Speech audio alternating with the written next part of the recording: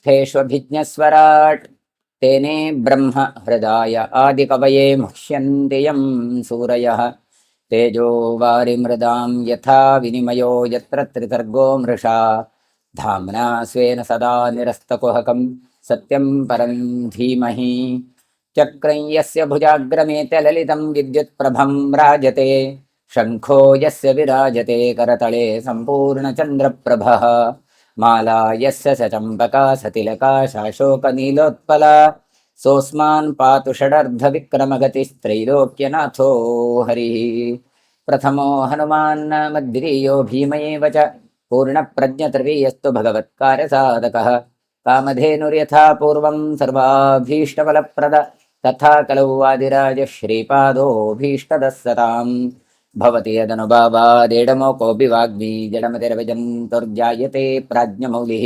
सकलवचनचेतो देवता भारती सा मम वचसि निधत्तां सन्निधिं मानसे च नारायणं नमस्कृत्य नरं चैव नरोत्तमं देवीं सरस्वतीं व्यासं ततो जयमुदीरये स्वस्त्यस्तु ಸದಾಂ ಸನ್ಮಂಗಲಾನಿ ಭವಂತು. ಹರಿವಂಶದಲ್ಲಿ ಕೃಷ್ಣ ಚರಿತ್ರೆಯನ್ನು ಹೇಳ್ತಾ ಇದ್ದಾರೆ. ಕೃಷ್ಣ ತಾನು ಹೇಳ್ತಾ ಇದ್ದಾನೆ ನಂದಗೋಪರಿಗೆಲ್ಲ, ಇದು ಈ ನಂದಗೋಕುಲ ಏನುಂಟು ಅದು ನಿಸ್ಸಾರಾಗಿದೆ. ಜನ ಜಾಸ್ತಿ ನಗರವನ್ನು ಮಾಡ್ತಾ ಇದ್ದಾರೆ. ಹಳ್ಳಿ ಹೋಗಿ, ಹಳ್ಳಿ ಅಂತ ಹೇಳಿದ್ರೆ ಅಲ್ಲಿ ಕಾಡುಗಳು, ಹುಲ್ಲುಗಾವಲುಗಳು, ಬೆಟ್ಟ ಗುಡ್ಡಗಳು ಇದೆಲ್ಲ ಇರಬೇಕು. ಅದು ಇಲ್ಲಿ ಕಡಿಮೆಯಾಗಿ ಹೋಗಿದೆ. ನಮ್ಮ ದನಗಳಿಗೆ ಇದು ಯೋಗ್ಯವಾದ ಜಾಗ ಅಲ್ಲ. ಅಂತಹ ಯೋಗ್ಯವಾದಂತಹ ಜಾಗ ಅದು ಬೇರೆ ಕಡೆ ಇದೆ. ತಸ್ಯ ಗೋವರ್ಧನೋ ನಾಮ ನಾತಿದೂರೇ ಗಿರೇರ್ಮಹಾನ್ ಭ್ರಾಜತೆ ದೀರ್ಘಶಿಖರೋ ನಂದಸ್ಯೈವ ಮಂದರಃ ಅಂತ, ನಂದನಸ್ಯೈವ ಮಂದರಃ ಅಂತ ಹೇಳ್ತಾನೆ. ಅಂದ್ರೆ ಇಲ್ಲಿ ಬೇಡ, ಇಲ್ಲಿ ಬಹಳ ಕಷ್ಟ, ಇಲ್ಲಿ ಎಲ್ಲ ಅಂತಹ ಒಂದು ಉಪದ್ರವಗಳು ಕಾಣಿಸ್ತಾ ಉಂಟು. ಒಬ್ಬೊಬ್ಬೆ ಅಸರರು ಬಂದಿದ್ದಾರೆ.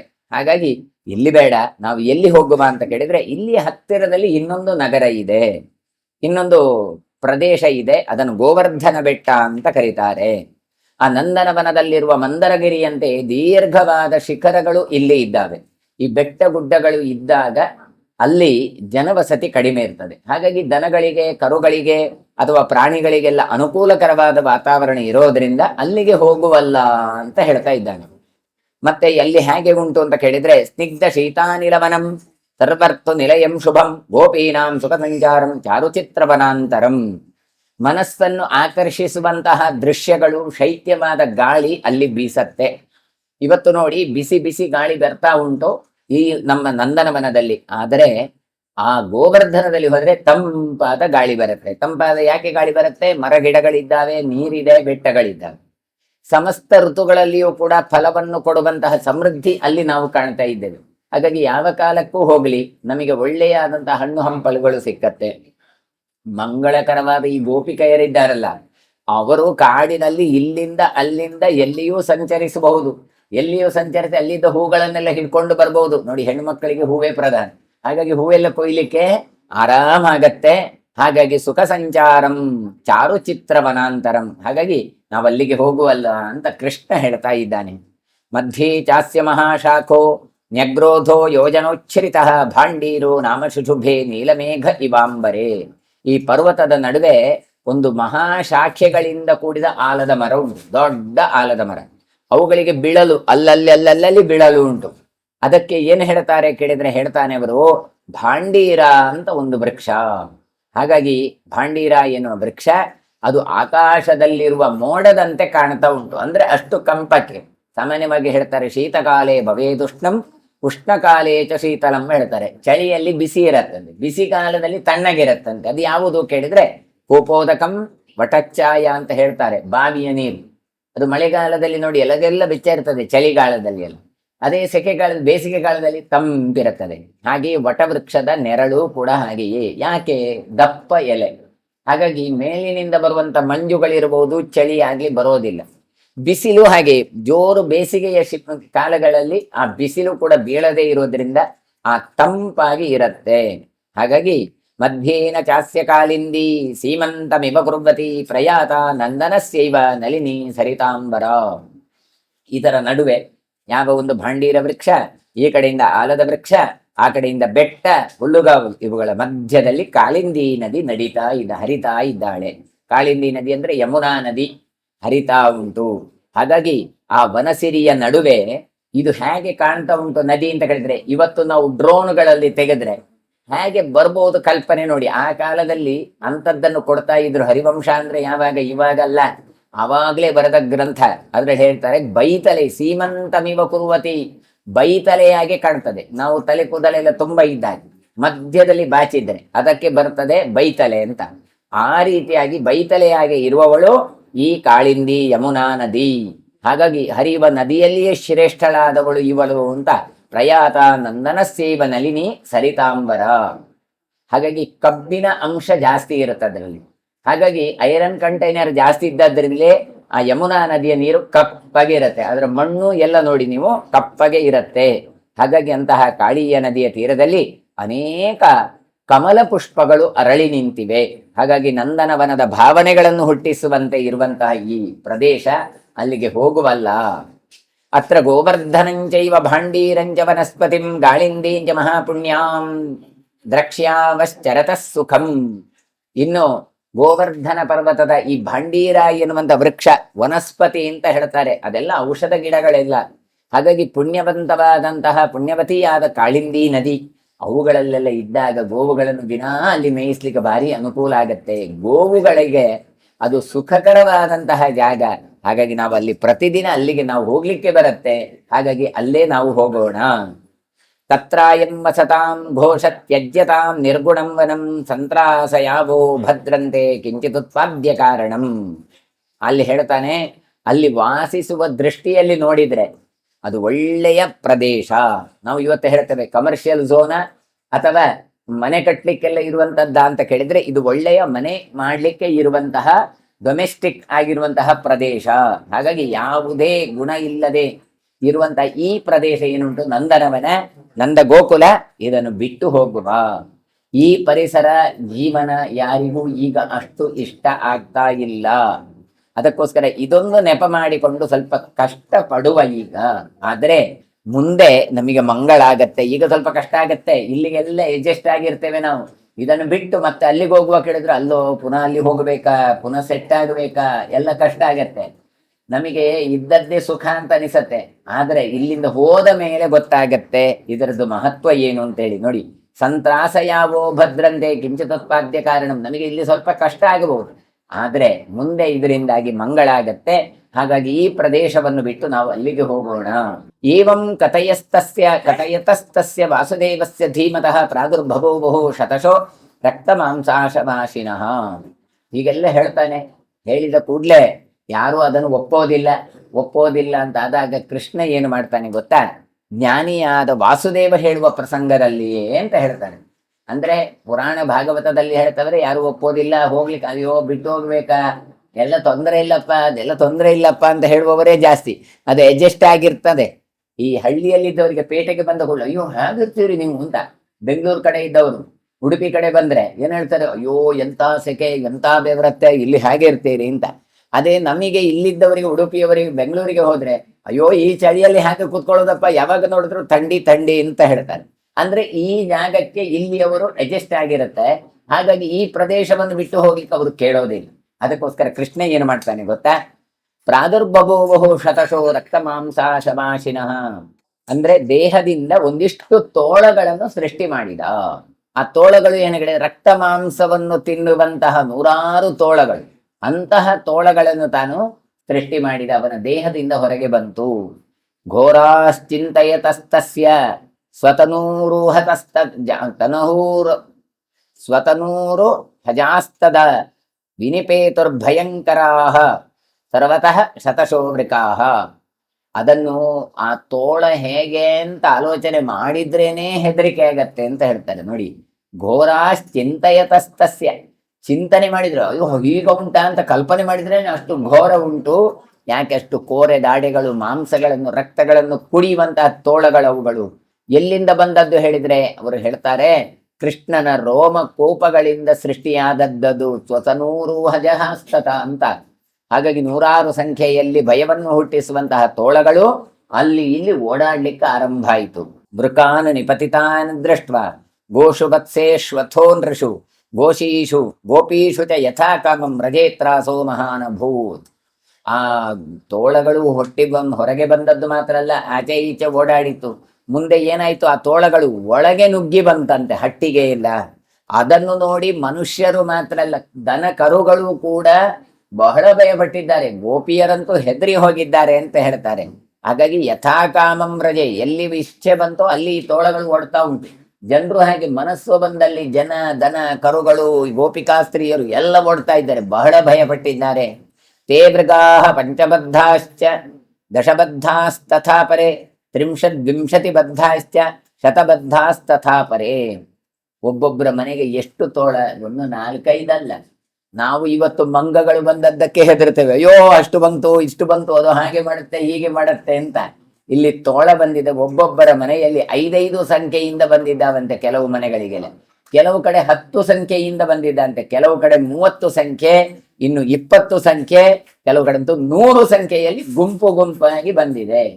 ಹಾಗಾದ್ರೆ ಯಾಕೆ ಹಾಗೆ ಅಂತ ಕೇಳಿದ್ರೆ, ಕೃಷ್ಣ ಹೇಳುವಾಗ ಆಗಬಹುದು ಅಂತ ಹೇಳಿದವರಲ್ಲಿ ಅದು ಉಪದ್ರ ಮಾಡ್ಲಿಲ್ಲ. ಕೃಷ್ಣ ಹೇಳುವಾಗ ಅದನ್ನು ಒಪ್ಪದೆ ಬೇಡ ಬೇಡ ಯಾಕೆ ಹೋಗುದು ಅಂತ ಹೇಳಿದ ಅಪೋಸ್ ಮಾಡಿದ್ರಲ್ಲ, ಅವರಲ್ಲಿ ಈ ರೀತಿಯಾಗಿ ಬಂದಿದೆ ಅಂತ ಹೇಳ್ತಾರೆ. ಅಧಿಕವಾದ ಸಂಖ್ಯೆಯಲ್ಲಿ ಯಾರು ಪ್ರತಿರೋಧ ಮಾಡಿದ್ರೋ ಅವರಲ್ಲಿ ಅಧಿಕವಾದಂತ ತೋಳಗಳು ಮನೆಗೆ ನುಗ್ಗಿದ್ದಾವೆ ಅಂತ ಹೇಳ್ತಾರೆ. ಹಾಗಾಗಿ ನಂದಾದಿ ಗೋಪರು ಗೋಕುಲವನ್ನು ಬಿಟ್ಟು ವೃಂದಾವನಕ್ಕೆ ವಲಸೆ ಹೋಗಬೇಕು ಹೇಳಿದ್ರೆ ಬೇಡ ಅಂತ ಹೇಳಿದ್ರೆ ಈಗ ಹೋಗ್ಲೇಬೇಕು ಅಂತ ಯಾರು ಹೇಳ್ತಾರೆ ಮೊದಲು? ಯಾರು ಬೇಡ ಅಂತ ಹೇಳಿದ್ರಲ್ಲ ಅವರೇ ಮೊದಲು ಹೇಳ್ತಾರೆ. ಇದು ಇಂಥದ್ದು ಲೋಕದಲ್ಲಿ ಬಹಳ ಆಗತ್ತೆ. ಊರಿನಲ್ಲಿ ಏನಾದ್ರೂ ಒಂದು ಬೇಡ ಬೇಡ ನಾನು ಜಾಗ ಕೊಡುವುದಿಲ್ಲ, ಆಗೋದೇ ಇಲ್ಲ ಅಂತ. ಕೊನೆಗೆ ಯಾವುದೋ ಒಂದು ಪ್ರಾಜೆಕ್ಟ್ ಬರ್ತದೆ, ಕೊನೆಗೆ ಯಾರು ಬೇಡ ಹೇಳ್ತಾರೆ, ಅವ್ರಿಗೆ ಇದೊಂದು ಜಾಗ ಮಾರಿ ಹೋಗೋ ಮರ, ಆ ವಾಸನೆಯಲ್ಲಿ ಇದ್ರಲ್ಲಿ ಎಲ್ಲ ಆಗೋದೇ ಇಲ್ಲ, ಹೋಗುವಪ್ಪಾಚೆ ಅಂತ ಅನಿಸತ್ತೆ. ಆ ರೀತಿಯಾಗಿ ಕೃಷ್ಣ ತಾನು ಮಾಡಿದ್ದಾನೆ. ಅನೇಕ ಕೋಟಿ ಸಂಘೈಸ್ತ ಪೀಡ್ಯಮಾನ ವ್ರಜಾಲಯಾ ಯಯುರು ಬೃಂದಾವನಂ ನಿತ್ಯ ನಂದಾಮಾದಾಯ ನಂದಜಂ. ಅನೇಕ ಕೋಟಿ ತೋಳುಗಳು ಹಿಂಡಾಗಿ ಬಂದಾಗ ಭಾಗವತ ಕೊಡತ್ತೆ, ಎಲ್ಲ ವೃಂದಾವನಕ್ಕೆ ಹೋಗುವ ಅಂತ ಹೇಳಿಕೊಂಡೆಲ್ಲ ಹೊರಟು ಹೋದ್ರು. ನಿಶ್ಚೇರುಸ್ತಸ್ಯ ಗಾತ್ರಾಧಿ ಶ್ರೀವತ್ಸ ಕೃತಲಕ್ಷಣಾ ಕೃಷ್ಣಸ್ಯ ಕೃಷ್ಣವದನ ಗೋಪಾನಾಂ ಭಯವರ್ಧನಾ ನಿಶಾ ಬಾಲೇಂದು ದ್ರಂಷ್ಟ್ರೈ ಸ್ತ್ರೈ ವೃಕೈ ರುದ್ಮಾಸ್ನಸ್ಯತೆ ಗತೈ. ಆ ಕೃಷ್ಣನ ದೇಹದಿಂದ ಬಂದಂತಹ ಈ 100,000 ತೋಳಗಳಿದ್ದಾವಲ್ಲ, ಅವುಗಳಲ್ಲಿ ಶ್ರೀವತ್ಸ ಚಿಂಕೆಗಳು ಕಾಣ್ತಾ ಇತ್ತಂತೆ. ಹಾಗಾದ್ರೆ ನೋಡಿ, ಸಜ್ಜನರಿಗೆ ಅದು ನೋಡಿದಾಗ ಕೃಷ್ಣನ ದೇಹದಿಂದ ಬಂದದ್ದು ಶ್ರೀವತ್ಸ ಲಾಂಛನಗಳು ಉಂಟು ಅಂತ ಅಲಂಕಾರದು ಪ್ರಾಯವಾಗಿ ಕಾಣ್ತಾ ಇತ್ತಂತೆ. ಕೃಷ್ಣನಂತೆ ಅವುಗಳು ಕಾಣ್ತಾ ಇದ್ರು. ಕೃಷ್ಣನ ದೇಹದಿಂದ ಬಂದ ತೋಳಗಳು ಕೃಷ್ಣನ ಹಾಗೆ ಅವರದನ್ನು ಕಾಣ್ತಾ ಇದ್ರು. ಆದರೆ ಕೆಲವರೆಲ್ಲ ಪ್ರತಿರೋಧ ಮಾಡುವ ಗೋಪರೆಲ್ಲ ಇದ್ರಲ್ಲ, ಅವರಿಗೆ ಭಯವನ್ನು ಹುಟ್ಟಿಸುವ ಹಾಗಿದ್ದು. ಗೋಪಾನಾಂ ಭಯವರ್ಧನಾ, ಅವರಿಗದು ಭಯವನ್ನು ಕೊಡುವ ಹಾಗೆ ಕಾಣ್ತಾ ಇತ್ತರಂತೆ. ಇನ್ನು ಹೇಳ್ತಾರೆ, ರಾತ್ರಿಯ ಬಾಲಚಂದ್ರ ಸಮಾನವಾದಂಥ ಬೆಳಕಿನ ಆ ಕಾಲದಲ್ಲಿ ಕೋರೆದಾಡೆಗಳುಳ್ಳ ತೋಳುಗಳುಂಟಲ್ಲ ಮನೆಗೆ ಸಾಗಿತ್ತಂತೆ. ನೋಡುವಾಗ ತೋಳುಗಳು ತಿನ್ನುವ ಹಾಗೆ ತೋರಿಸುವ ಭಯ ಹುಟ್ಟಿಸ್ತಾ ಇತ್ತು. ಅಂದ್ರೆ ಅದು ಏನಿರತ್ತೆ, ನೀವು ನಾಯಿಯನ್ನು ನೋಡಿ, ಅದು ಗುರು ಅಂತ ಆಗತ್ತೆ, ಅದು ಹಲ್ಲು ತೋರಿಸತ್ತೆ ಮೊದಲು. ಹಾಗೆ ಇದು ಹಲ್ಲು ತೋರಿಸಿದಾಗ ತೋಳಗಳಿರುವ ಕೋರೆದಾಡಗಳು ಹೊರಗೆ ಬರ್ತಾ ಇತ್ತು. ಈ ಬೆಳದಿಂಗಳು ಬಂದಾಗ ಹಲ್ಲುಗಳು ಮಾತ್ರ ಕಾಣ್ತಾ ಉಂಟು. ಈ ಕಪ್ಪಗಿನ ದೇಹ, ಬೆಳ್ಳಗಿನ ಹಲ್ಲು, ಇದು ಕಂಡಾಗ ಕತ್ತಲೆಯಲ್ಲಿ ಕಂಡಂತ ಗೋಪಕ ಸ್ತ್ರೀಯರೆಲ್ಲ ಹೆದರಿ ಬಿಟ್ಟಿದ್ದಾರೆ. ಅಯ್ಯೋ ಇದೆಂತದು ಬಂತಪ್ಪ ಅಂತ. ಭಕ್ಷಯದ್ಭಿಶ್ಚ ತೈರ್ ವತ್ಸಾನ್ ತ್ರಾಸಯದ್ಭಿಶ್ಚ ಗೋವ್ರಜಾನ್ ನಿಶಿ ಬಾಲಾನ್ ಹರದ್ಭಿಶ್ಚ ವೃಕೈರುತ್ಪಾದ್ಸ್ಯತೆ ವ್ರಜಃ. ಕರುಗಳನ್ನು ತಿನ್ನುವಂತೆ ಬರ್ತಾ ಉಂಟು ಇದು ಯಾವುದು ತೋಳಗಳೆಲ್ಲ ಅಂತ ಹೇಳ್ತಾರೆ. ನಂದ ಗೋಕುಲದಲ್ಲಿರುದಂತೆ ಹಿಂಸಿಸುವ ಹಾಗೆ ರಾತ್ರಿ ಕಾಲದಲ್ಲಿ ಓಡಾಡ್ತಾ ಉಂಟು. ಎಷ್ಟು ಕೇಳಿದ್ರೆ ಚಿಕ್ಕ ಮಕ್ಕಳಿದ್ರೆ ಅವುಗಳನ್ನೇ ಅಪಹರಿಸುವ ಹಾಗೆ ಸಮಸ್ತ ತೋಳಗಳು ನಂದ ಗೋಕುಲವನ್ನು ಕಂಗೆಡಿಸಿದವು. ಇದು ಇಲ್ಲಿ ಮಾತ್ರ ಅಲ್ಲ, ನಮಗೆ ಮಂಗಗಳು ಬಂದ್ರು ಹಾಗೆ. ಕೆಲವೆಲ್ಲ ಏನು ಕೇಳಿದ್ರೆ ಹೆಣ್ಮಕ್ಕಳೆಲ್ಲ ಓಡಿಸ್ಲಿಕ್ಕೆ ಹೋದ್ರೆ ಅವುಗಳೇ ಓಡಿಸಿಕೊಂಡು ಬರ್ತಾವೆ. ಮತ್ತೆ ಕೋಲ್ ಹಿಡ್ಕೊಂಡ್ರೆ ಆ ಕೋಲನ್ನು ಹಿಡ್ಕೊಂಡು ಓಡಿಸ್ಲಿಕ್ಕೆ ಬರ್ತಾರೆ. ಹಾಗಾಗಿ ಎಷ್ಟೋ ಕಡೆಗಳಲ್ಲಿ ಗಂಡಸರಿದ್ರೆ ಮಾತ್ರ ಅವುಗಳು ಓಡಾಡ್ತವೆ, ಇಲ್ಲದಿದ್ರೆ ಅವರನ್ನೇ ಓಡಿಸಿ ಬಿಡ್ತಾರೆ. ಹೀಗೆ ಪ್ರಾಣಿಗಳು ಹೇಗೆಯೋ ಅದೇ ರೀತಿಯಾಗಿ ತೋಳಗಳು ಈ ರೀತಿಯಾಗಿ ಶಿಕ್ಷೆಯನ್ನು ಕೊಡ್ತಾ ಇದ್ದಾವೆ. ಹಾಗಾದ್ರೆ ಯಾಕೆ ನೋಡಿ, ನಿಜವಾಗಿ ಅಲ್ಲಿ ತೋಳವೇ ಬರಲಿಲ್ಲ. ಮತ್ತೆ ಕೃಷ್ಣ ತನ್ನ ಮಾಯೆಯಿಂದ ತಾನು ಸೃಷ್ಟಿ ಮಾಡಿದ್ದಾನೆ. ಯಾಕೆ ಕೇಳಿದ್ರೆ ಇವರು ಹೋಗಬೇಕಲ್ಲ, ಆಗಬಹುದು ಅಂತ ಒಪ್ಪಬೇಕಲ್ಲ. ಇಲ್ಲೇ ಚಂದ ಇದ್ರೆ ಮತ್ತೆ ಒಪ್ಪೋದೇ ಇಲ್ಲ. ಇವಾಗ ನೋಡಿ, ನಮಗೆ ನಮ್ಮ ಹಲ್ಲೆಲ್ಲ ಗಟ್ಟಿ ಇತ್ತು ಅಂತ ಇಟ್ಟುಕೊಳ್ಳುವ, ನಮ್ಮ ದೇಹ ಗಟ್ಟಿ ಇತ್ತು, ಅನಾರೋಗ್ಯವೇ ಇರಲಿಲ್ಲ. ಆಗ ಏನಾಗ್ತೇವೆ ನಾವು, ಇನ್ನೊಂದೆರಡು ಚಕ್ಕುಲಿ ಹಾಕಿ, ಇನ್ನೊಂದೆರಡು ಹೋಳಿಗೆ ಹಾಕಿ, ಇನ್ನೊಂದೆರಡು ಜಿಲೇಬಿ ಹಾಕಿದ ಸಮೋ ತಿಂತೇವೆ. ಹಾಗಾದ್ರೆ ನಾವು ತಿನ್ನಬಾರ್ದು, ಸಾಕು ತಿಂದದ್ದು ಅಂತ ಆದ್ರೆ ಏನ್ ಮಾಡ್ಬೇಕು ಭಗವಂತ? ನಿಮಗೆ ಶುಗರ್ ತಂದು ಕೊಡ್ಬೇಕು. ಆಗ ನೀವು ತಿನ್ನುವುದು ಕಡಿಮೆ ಮಾಡ್ತೀರಾ. ಅಥವಾ ನಿಮ್ಮ ಹಲ್ಲನ್ನು ಉರಿಸ್ಬೇಕು. ಆಗೇನಾಗತ್ತೆ? ತಿನ್ಲಿಕ್ಕಾಗೋದಿಲ್ಲ.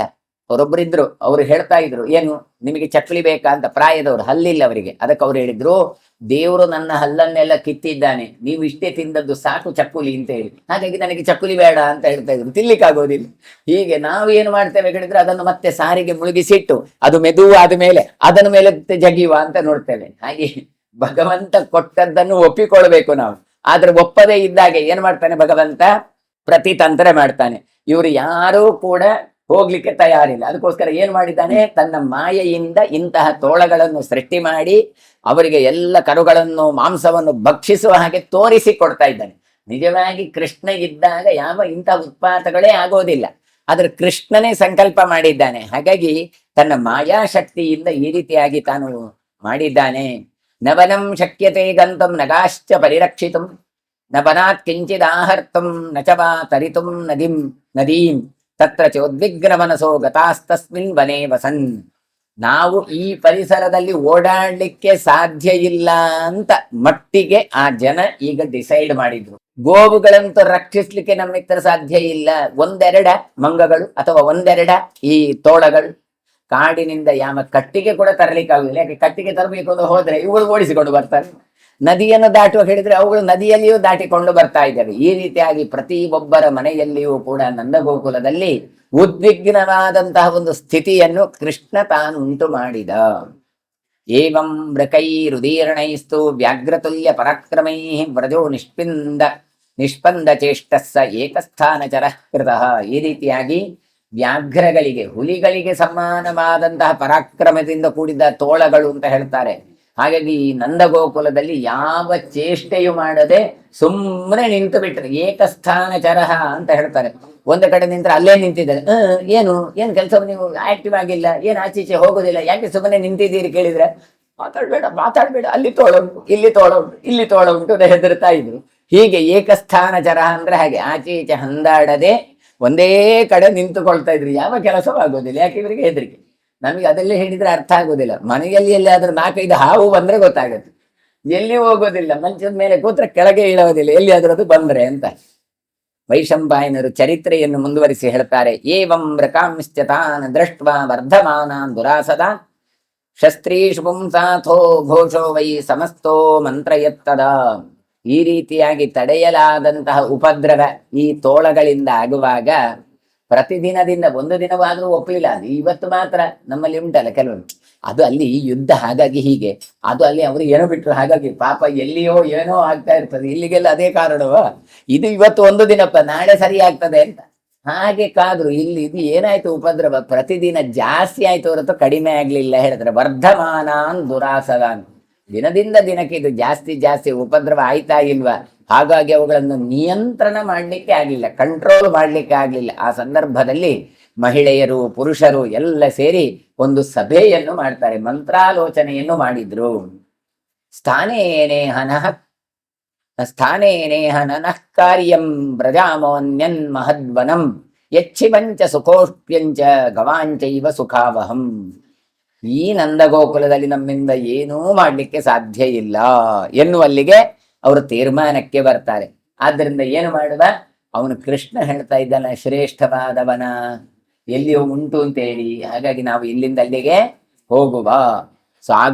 ಹೋಗುವಂತ ಜಾಗ ಹೇಗಿರಬೇಕು? ಒಳ್ಳೆಯ ಮಂಗಳಪ್ರದವಾಗಿರಬೇಕು, ಸುಖದಿಂದ ವಾಸಕ್ಕೆ ಯೋಗ್ಯವಾದ ಜಾಗ ಆಗಿರಬೇಕು. ಅದಕ್ಕಿಂತಲೂ ಹೆಚ್ಚು ಗವಾಂಚೈವ ಸುಖಾವಹಂ, ನಾವು ಸಾಕುವ ದನ ಕರುಗಳಿಗೆ ಬದುಕಲಿಕ್ಕೆ ಅನುಕೂಲವಾದಂತಹ ತಾಣವಾಗಿರಬೇಕದು ಅಂತ ನಿರ್ಧಾರ ಮಾಡ್ತಾರೆ.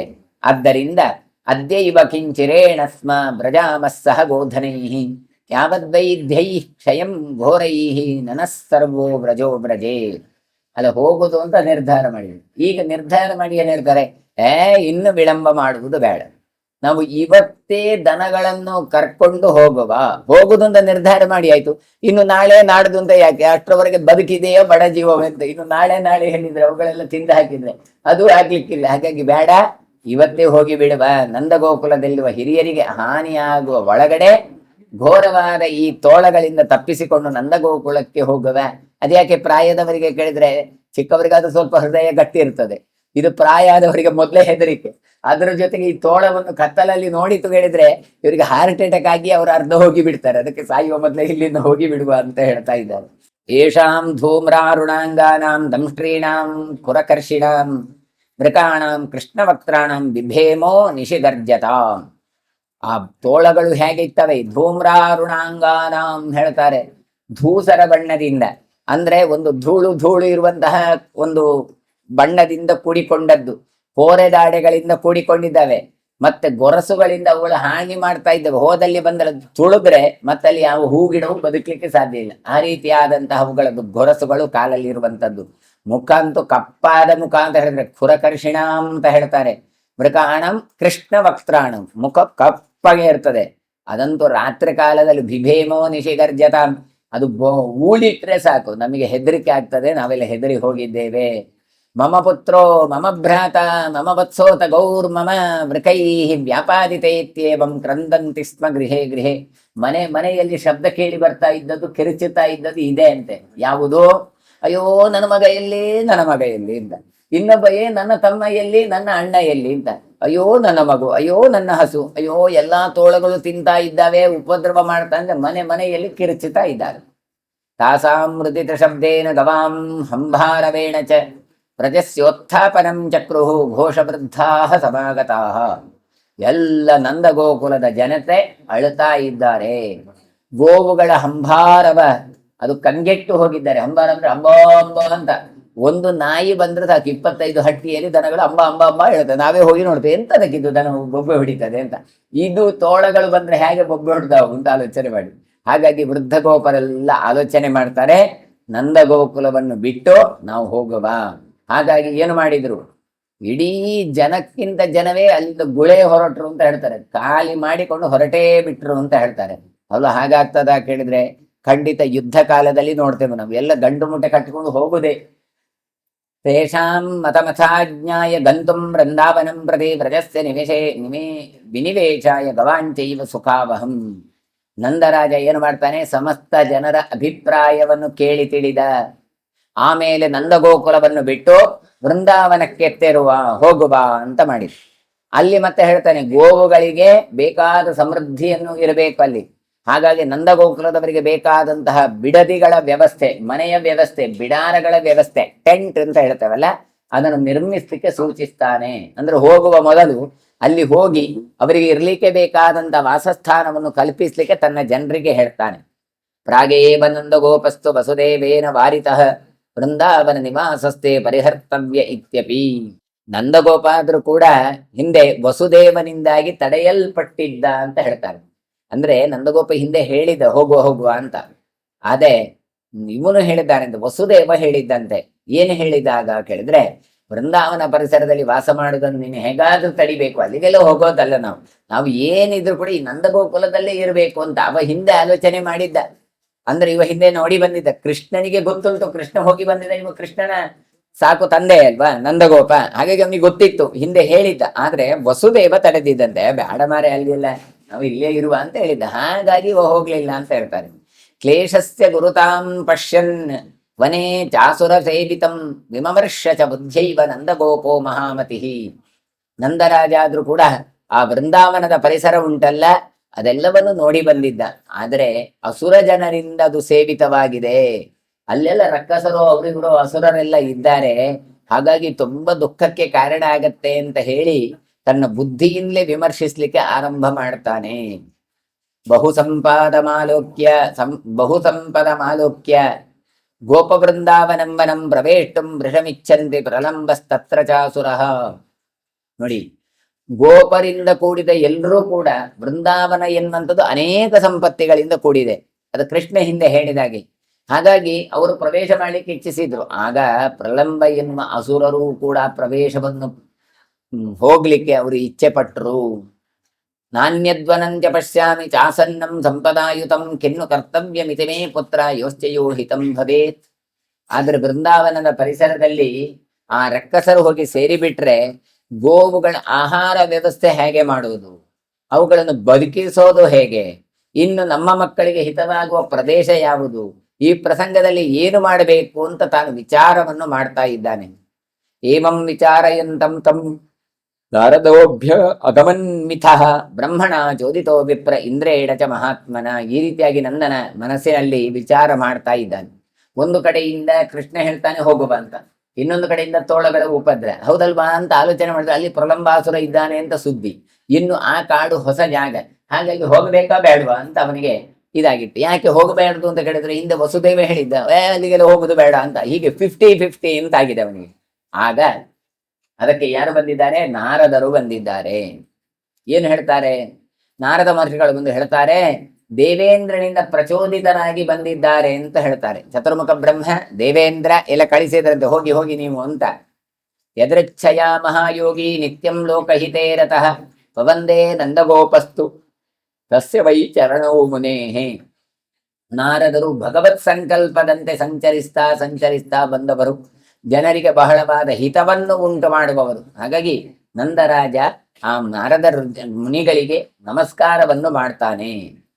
ತಮಾಹ ಸಸ್ಮಿತಂ ವಿಪ್ರಂ ಸಂಭ್ರಮಾಕುಲ ಮಾನಸಂ ಜ್ಞಾತ್ವಾ ತ್ವಯಿ ಮನೋ ದುಃಖಂ ಪ್ರಣಯಾತ್ತೇಹಮಾಗತಃ. ಮಂದವಾಸದಿಂದ ಕೂಡಿದ ನಾರದರು ನಗತಾ ಕೇಳ್ತಾ ಇದ್ದಾರೆ. ಸಂಭ್ರಮವಾದಂಥವರದು ಮುಖ ಮನಸ್ಸು ಎಲ್ಲ ಇದ್ದಂತೆ. ಹಾಗಾಗಿ ಅವರಲ್ಲಿ ತನ್ನ ಒಡಲಿನ ಏನು ದುಃಖ ಉಂಟು ಅದನ್ನು ನಿವೇದಿಸಿಕೊಳ್ತಾ ಇದೆ. ನಾರದರಾದ್ರೂ ಕೂಡ ಆ ನಿನ್ನ ಮನಸ್ಸಿನ ದುಃಖ ಏನು ಅಂತ ಗೊತ್ತಾಯಿತು, ಅದಕ್ಕೆ ನಾನು ಬಂದೆ ಅಂತ ಹೇಳ್ತಾ ಇದ್ದಾರೆ. ನೋಡಿ, ಜ್ಞಾತ್ವಾ ತ್ವಯಿ ಮನೋ ದುಃಖಂ, ನಿನಗೆ ಸಮಸ್ಯೆ ಆಯ್ತು ಅಂತ ನಂಗೆ ಗೊತ್ತಾಯ್ತು, ಏನೋ ಸಮಸ್ಯೆ ಉಂಟು ಅಂತ, ಅದಕ್ಕೆ ನಾನೇ ಬಂದದ್ದು ಅಂತ ಹೇಳಿದ್ರಂತೆ. ಇದಂ ರಹಸ್ಯಂ ದೇವಾನಾಂ ನಾಚ್ಯಾತವ್ಯಂ ಕದಾಚನ ಅಸ್ಮಿನ್ ಕಾಲೇ ಮಹಾಪ್ರಾಜ್ಯ ಕಾಲೋ ಜ್ಞಾಸ್ಯತೆ ವೈಭವಾನ್. ಹಾಗಾದ್ರೆ ಯಾಕೆ ಹೀಗೆಲ್ಲ ಆಯ್ತು? ಉತ್ಪಾತಗಳೆಲ್ಲ ಆಗ್ತಾ ಉಂಟು. ಕೃಷ್ಣ ಎಲ್ಲ ಬಂದಿದ್ದಾನೆ, ಒಂದಿಷ್ಟು ಅಸುರರು ಬಂದರು, ಅದರ ನಂತರ ಒಂದಿಷ್ಟು ತೋಳಗಳು ಬಂದಿದ್ದಾವೆ. ನಾವು ಏನು ಮಾಡೋದಪ್ಪ ಅಂತ ತಲೆಬಿಸಿ ಅಲ್ವಾ ನಿನಗೆ? ಅದೇನು ಮಾಡಬೇಡಪ್ಪ, ಇದೆಲ್ಲ ದೇವತಾ ರಹಸ್ಯ, ಇದೆಲ್ಲ ಕೆಲವು ಗುಟ್ಟುಗಳು ಇದ್ದಾವೆ, ಇದನ್ನು ಯಾರಿಗೂ ನಾನು ಹೇಳುವ ಹಾಗಿಲ್ಲ. ಆದ್ದರಿಂದ ನಾನು ಹೇಳ್ತಾ ಇದ್ದೇನೆ, ಈ ಕಾಲ ಎನ್ನುವಂತ ಅಸ್ಮಿನ್ ಕಾಲೇ ಮಹಾಪ್ರಾಜ್ಞ ಕಾಲೋ ಜ್ಞಾಸ್ಯತೆ ವೈಭವ, ಇದು ನಿಂಗೆ ಸ್ವಲ್ಪ ಕಷ್ಟಕ, ಇದನ್ನು ಸ್ವಲ್ಪ ನೀನು ತಡೆದುಕೋ, ಇದನ್ನಕ್ಕೆ ಬಂದು ನೀನು ಪರಿಹಾರ ಮಾಡಿಕೊಂಡಿತ್ತಂತಾದ್ರೆ ಮುಂದೆ ನಿನಗೆ ಒಳ್ಳೇದಾಗತ್ತೆ, ಮುಂದೆ ನಿನ್ಗೆ ಗೊತ್ತಾಗತ್ತೆ ಯಾಕೆ ಹೀಗೆಲ್ಲ ಆಯ್ತು ಅಂತ ಹೇಳಿ. ನ ಕೇವಲವು ತಪಸುತೌ ದಿವ್ಯವು ಮಾನುಷತಾಂಗತವು ರಾಮಕೃಷ್ಣ ವಿಮೌ ಜಾತವು ದೈತ್ಯ ಮೂಲಹರಾಮಿತಿ. ಇನ್ನು ಕೃಷ್ಣ ಬಲರಾಮರಿದ್ದಾರೆ ಅಲ್ಲ, ಅವರಿದ್ದರಿಂದ ನಿಂಗೆ ಮುಂದೆ ಒಳ್ಳೇದಾಗ್ಲಿಕ್ಕೆ ಉಂಟು. ಅವರು ಕೇವಲ ನಿನ್ನ ಮಕ್ಕಳಲ್ಲ. ನೋಡಿ, ನಾರದರು ನಂದಗೋಪನ ಹತ್ರ ಹೇಳ್ತಾರೆ, ಅವರು ನಿನ್ನ ಮಕ್ಕಳಲ್ಲ. ಮತ್ತೆ ದೇವಲೋಕದ ಪುಣ್ಯ ಪುರುಷರವರು, ದೈತ್ಯರ ಮೂಲ ಬೇರನ್ನು ಕಿತ್ತೊಗೆಯುವುದಕ್ಕೋಸ್ಕರ ಅಂತಹ ವೈಕುಂಠದಿಂದ ಇಂತಹ ಧರೆಗೆ ಅವತರಿಸಿದವರೇ ರಾಮ ಮತ್ತೆ ಕೃಷ್ಣರು. ಆಸುರಂ ಪಕ್ಷಮುದ್ವರ್ತುಂ ಜಾಯಮಾನಂ ಜನಾರ್ದನಂ ದೈತ್ಯ ಶಕಟರೂಪೇಣ ಜ್ಞಾತ್ವಾ ತ್ವಾಂ ಆಶ್ರಿತೋಸುರಃ. ಅಸುರ ಜನರ ಪಕ್ಷವನ್ನು ನಿರ್ಮೂಲನೆ ಮಾಡ್ಲಿಕ್ಕೋಸ್ಕರ, ಅಂದ್ರೆ ಈಗ ಒಬ್ಬ ಕಸನಲ್ಲ, ಇಡೀ ಅವರ ಸಮೂಹವನ್ನೇ ನಾಶ ಮಾಡ್ಲಿಕ್ಕೋಸ್ಕರ ಅವತಾರ ಮಾಡಿದವನೇ ಜನಾರ್ದನನೇ ಕೃಷ್ಣ. ಜನನವನ್ನು ತೆಗೆಯುವವನು ಕೃಷ್ಣ. ನಿನಗೆ ತಿಳಿದಿರ್ಲಿ, ನೀನು ಯಾವುದನ್ನು ಸಂಚಾರಕ್ಕೆ ಅಂತ ಬಂಡಿ ಅಂತ ಶಕಟ ರೂಪೇಣ ಅವತ್ತು ಎತ್ತಿನ ಗಾಡಿಯಲ್ಲಿ ಹಿಡ್ಕೊಂಡು ಹೋಗಿದ್ದೀಯಲ್ಲ, ಅದು ಸಾಮಾನ್ಯ ಶಕಟ ಅಲ್ಲ. ಅದು ಅದರಲ್ಲಿ ಕಂಸನ ಭೃತ್ಯನಾದಂತ ಶಕಟಾಸುರ ಇದ್ದ. ಹಾಗಾಗಿಯೇ ಅವನ ಬಂಡಿಯಲ್ಲಿ, ಆ ಎತ್ತಿನ ಬಾಡಿಯಲ್ಲಿ ಅವಾಹಿತನಾಗಿದ್ದ, ಕೂತಿದ್ದ. ಹಾಗಾಗಿ ಕೃಷ್ಣ ಏನು ಮಾಡಿದ? ಶಕಟಸ್ಯ ತ್ವಧಸ್ವಪ್ತಂ ನಿಹಂತಂ ನಿಶ್ಚಿತಸ್ಯು ರಕ್ಷಾಹೀನಂ ಯುವಾಭ್ಯಾಂಶ್ಚ ವಿರಕ್ತಂ ವೀಕ್ಷ್ಯ ದಾನವಃ. ಆ ಪ್ರಸಂಗ ಗೊತ್ತಿದ್ದಂತ ಸರ್ವಜ್ಞನಾದಂತ ಕೃಷ್ಣ ಏನು ಮಾಡ್ತಾನೆ? ಬಂಡಿಯ ಕೆಳಗೆ, ಅಂದ್ರೆ ಗಾಡಿಯ ಕೆಳಗೆ ಮಲಗಿ ಆ ಅಸುರರನ್ನು ಸಂಹಾರ ಮಾಡಲಿಕ್ಕೆ ನಿಶ್ಚಯ ಮಾಡಿದ. ಹಾಗಾಗಿಯೇ ಅವ ಏನು ಮಾಡಿದ? ಶಕಟಾಸುರ ಭಂಜನನಾದ ಕೃಷ್ಣ. ಆದ್ದರಿಂದ ನೀನಾದ್ರೂ ವಿರಕ್ತನಾಗಿದ್ಯಪ್ಪ, ರಕ್ಷಾಹೀನನಾಗಿದ್ದಿ. ಹೀಗೆ ಗೊತ್ತಾಗಿಯೇ ದಾನವರು ನಿನ್ನ ಮಗುವನ್ನು ಕೊಲ್ಲಿಕ್ಕೆ ಬಂದಿದ್ರು. ಹಾಗಾಗಿ ಬಂಡಿಯನ್ನು ಕೊಂದದ್ದು ಹೇಳಿದ್ರೆ ಕೇವಲ ಬಂಡಿಯಲ್ಲ, ಅದರಲ್ಲಿ ಶಕಟಾಸುರನನ್ನು ಕೃಷ್ಣನೇ ಕೊಂದದ್ದು. ಲಬ್ಧರಂಧ್ರಶ್ಚ ನಿಷ್ಪೇಷ್ಟುಂ ತಕ್ಷಣಾತ್ ಶಿಶುನಾ ಹತಃ ತಾಡಿತೋ ವಾಮಪಾದೇನ ವಿಪರ್ಯಸ್ತೋ ಮಮಾರಹ ಪ್ರವೃದ್ಧಸ್ಯ ತು ಬಾಲಸ್ಯ ತನ್ಮುಹೂರ್ತಂ ವಿಜೃಂಭಿತಃ. ಇನ್ನು ಹೇಳ್ತಾರೆ, ರಾಕ್ಷಸ ನನ್ನ ಶಿಶುರೂಪಿಯಾದ ಪರಮಾತ್ಮ ಕೃಷ್ಣ ತಾನು ನಾಶ ಮಾಡಲಿಕ್ಕೆ ಸಂಕಲ್ಪ ಮಾಡಿದ. ಹಾಗಾಗಿ ಏನು ಮಾಡಿದ ಕೇಳಿದ್ರೆ, ತನ್ನ ಎಡಪಾದದಿಂದ ತಾಡಿತೋ ವಾಮಪಾದೇನ ತಾನು ಒಂದು ಸಲ ಝಾಡಿಸಿ ಬಿಟ್ಟ. ಶಕಟಾಸುರ ತಲೆ ಕೆಳಗಾಗಿ ಬಿದ್ದ. ಹಾಗಾಗಿ ಬಾಲಕ ಸ್ವಲ್ಪ ದೊಡ್ಡವನಾದ ಅಂತ ಗೊತ್ತಾದಾಗ, ಆ ಜನ್ಮ ನಕ್ಷತ್ರದ ಮುಹೂರ್ತದ ಹೊತ್ತು ನಡೆದ ಘಟನೆ ಇದು. ಅದು ಅತ್ಯಂತ ಶೋಭಾಯಮಾನವಾಗಿತ್ತು ಅಂತ ನಾರದರು ಹೇಳ್ತಾರೆ. ಅಂದ್ರೆ ನಾರದರು ಹೇಳದೇ ಇದ್ರೆ ಅಲ್ಲಿ ಶಕಟದಲ್ಲಿ ಬಂಡಿಯಲ್ಲಿ ಒಬ್ಬ ಅಸುರ ಇದ್ದವ ಸತ್ತದ್ದು ಅಂತ ಗೊತ್ತಾಗ್ತಾ ಇರ್ಲಿಲ್ಲ. ಅದಕ್ಕೋಸ್ಕರ ನಾರದರು ಬಂದು ಹೇಳ್ತಾ ಇದ್ದಾರೆ, ತಸ್ಯಾಮೇವ ನಿಶಾಯಾಂತು ಪೂತನ ನಾಮರಾಕ್ಷಸಿ ಪ್ರಾಪಯಂತೆ ವಿಷಪಯ ಸಸ್ತನ್ಯಂ ಪ್ರಾಣಮಾಹರತ್. ಇದೇ ರೀತಿಯಾಗಿ ಇನ್ನೊಂದ್ಸಲ ಆಯಿತು. ಏನು ಅಂದ್ರೆ, ಎಷ್ಟೋ ಸಲ ಘಟನೆಗಳಾಗಿ ಹೋಗ್ತವೆ. ಆಮೇಲೆ ಜೋಯಿಸರೆಲ್ಲ ಬಂದು ಪ್ರಶ್ನೆ ಇಡ್ತಾರೆ. ಪ್ರಶ್ನೆ ಇಟ್ಟು ಮಾಡ್ತಾರೆ, ಅವತ್ತೊಂದ್ಸಲ ಹೀಗೆ ನಿಮ್ಗೆ ಎಲ್ಲಿಯಾದ್ರೂ ಆಕ್ಸಿಡೆಂಟ್ ಆಗಿತ್ತಾ, ಅವತ್ತೊಂದ್ಸಲ ಹೀಗೆ ಎಲ್ಲಿಯಾದ್ರೂ ಆಗಿತ್ತ ಅಂತ. ಹಾಗೆ ನಾರದರು ಬಂದಿದ್ದಾರೆ, ನಡೆದ ಘಟನೆಗಳು ಆಗಿದ್ದಾವೆ. ಪಾಪ ನಾರದರು ಬಂದು ಒಂದೊಂದೇ ಘಟನೆಯ ಹಿನ್ನೆಲೆಯನ್ನು ಹೇಳ್ತಾ ಇದ್ದಾರೆ. ನಿನ್ನ ಮಕ್ಕಳು ಸಾಮಾನ್ಯದವರಲ್ಲ, ಅದಕ್ಕೋಸ್ಕರ ಹೇಳ್ತಾರೆ. ನೋಡಿದ್ಯಾ ಅವತ್ತೊಂದು ಗಾಡಿ ಹುಡಿಯಾದದ್ದು, ಆಮೇಲೆ ಒಂದು ರಾತ್ರಿಯಲ್ಲಿ ಪೂತನೆ ಅಂತ ರಕ್ಕಸಿ ಬಂದ್ಲು, ಗೊತ್ತುಂಟ? ಅವಳು ತನ್ನ ಸ್ತನ್ಯಪಾನವನ್ನು ಮಾಡಿಸ್ಲಿಕ್ಕೆ ಬಂದ್ಲು. ಯಾಕೆ ಬಂದ್ಲು? ಪೂತನ ನಾಮರಿ ಸ್ತನ್ಯಂ ಪ್ರಾಣಮಾಹರತ, ಎಲ್ಲ ಹಾಲು ಕೊಡೋದು ಬದುಕ್ಲಿಕ್ಕೆ. ಇವಳು ಹಾಗಲ್ಲ, ಇವಳು ಹಾಲು ಕೊಟ್ಟದ್ದು ನಾಶ ಆಗ್ಲಿಕ್ಕೋಸ್ಕರ. ಯಾಕೆ? ತನ್ನ ಸ್ತನದಲ್ಲಿ ವಿಷವನ್ನು ಲೇಪಿಸಿಕೊಂಡು ಬಂದಿದ್ದಾಳೆ. ಹಾಗಾಗಿ ಸ್ತನ್ಯಪಾನದ ನೆಪದಲ್ಲಿ ಪೂತನೆಯ ಸಂಹಾರವನ್ನು ಕೃಷ್ಣ ತಾನು ಮಾಡಿದ. ಹೀಗೆ ಕೃಷ್ಣ ಮಾಡಿದಂತಹ ಒಂದೊಂದು ಚರಿತ್ರೆಗೂ ಕೂಡ ಅರ್ಥವನ್ನು ಬಿಡಿಸಿ ಹೇಳ್ತಾ ಇದ್ದಾರೆ. ಪುನರರ್ಜುನ ಭೂತೌ ದ್ವೌ ದೈತ್ಯೌ ತಚ್ಛಿದ್ರದರ್ಶಿನೌ ಹಂತು ಕಾಮೌ ತದಾ ಬಾಲಂ ಸ್ವಯಮೇವ ಜಗಾನಃ ರೂಪಧರಾನ್ ದೈತ್ಯಾನ್ ಏವಂ ಹಂತ ತವಾತ್ಮಜಃ. ಆಮೇಲೆ ಧುನಿ ಮತ್ತೆ ಚುಮು ಅಂತ ಇಬ್ಬರು ದೈತ್ಯರು, ಅವರು ನಿಮ್ಮ ನಂದಗೋಕುಲದಲ್ಲಿ ಇದ್ರು. ಎಲ್ಲಿ ಗೊತ್ತಾ? ಅರ್ಜುನ ವೃಕ್ಷದಲ್ಲಿ ಇದ್ರು. ಹಾಗಾಗಿ ಅವರಿಬ್ರು ಏನು ಮಾಡಿದ್ರು, ಕೃಷ್ಣನನ್ನು ಕೊಲ್ಲಬೇಕು ಅಂತ ಹೊಂಚು ಹಾಕಿದ್ರು. ಬಾಲರೂಪಿಯಾದ ಕೃಷ್ಣ ತಾನು ಹೊರಗೆ ಬಂದಾಗ ಅವನ ಮೇಲೆ ಬಿದ್ದವನನ್ನು ಕೊಲ್ಲಬೇಕು ಆಲೋಚನೆ ಮಾಡಿದ್ರೆ, ಕೃಷ್ಣನೇ ಆ ಯಮಳಾರ್ಜುನರನ್ನು, ಅಂದ್ರೆ ಮಣಿಗ್ರೀವ ನಲೆಕೂಬರರು ಇರುವಂತ ಧ್ವನಿ ಚುಮು ಎನ್ನುವಂತಹ ಅಸುರರು ಇರುವ ವೃಕ್ಷವನ್ನು ತಾನು ನಾಶ ಮಾಡಿದ. ಹೀಗೆ ಅನೇಕ ರೂಪವನ್ನು ಧರಿಸಿದ ದೈತ್ಯರನ್ನು ನಿನ್ನ ಮಗ ಕೃಷ್ಣ ಬಲರಾಮರು ನಾಶ ಮಾಡಿದ್ದಾರೆ. ಭಯಸ್ಥಾನಂ ನತೆ ಗೋಪ ವಿಷ ವೃಂದಾವನಂ ಬಲಂ ತತ್ರ ಸುಮಹತ್ ಕಾರ್ಯಂ ಕರ್ತಾ ಕೃಷ್ಣೋ ಯಮೀದೃಶಂ. ನಂದಗೋಪ, ವೃಂದಾವನಕ್ಕೆ ನೀನು ಹೋಗ್ಬೇಕು ಅಂತ ಏನು ಆಲೋಚನೆ ಮಾಡ್ತಾ ಇದ್ಯಲ್ಲ, ಸಂತೋಷದಿಂದ ನೀನು ಹೋಗು. ಅದು ಭಯಸ್ಥಾನವಲ್ಲ. ಕೃಷ್ಣ ಇಲ್ಲಿ ಮಾಡಿದಂತೆ ಅಲ್ಲಿಯೂ ಕೂಡ ಮಹತ್ತರವಾದಂತ ಕೆಲಸವನ್ನು ಮಾಡ್ಲಿಕ್ಕಿದ್ದಾನೆ. ಆದ್ದರಿಂದ ಕಣ್ಣು ಮುಚ್ಚಿ ನೀನು ಈ ನಿರ್ಧಾರಕ್ಕೆ ಬರಬಹುದು ಅಂತ ಹೇಳ್ತಾ ಇದ್ದಾನೆ. ಪ್ರತ್ಯಕ್ಷಂ ತವ ಚೈತಾನಿ ಕರ್ಮಾಣಿ ಕೃತಾನಿ ಚ ಹನಿಷ್ಯತೆ ಪ್ರಲಂಬಂಚ ರಾಮ ಪರಬಲಾರ್ದನಃ. ಇನ್ನು ಇವರು ಏನು ಮಾಡಿದ್ದಾರೆ? ಕೃಷ್ಣ ಬಲರಾಮರು ಪ್ರತ್ಯಕ್ಷವಾಗಿಯೋ ಅಥವಾ ಅಮಾನುಷವಾಗಿಯೋ ಬಹಳಷ್ಟು ಕರ್ಮಗಳನ್ನು ಮಾಡಿದ್ದಾರೆ.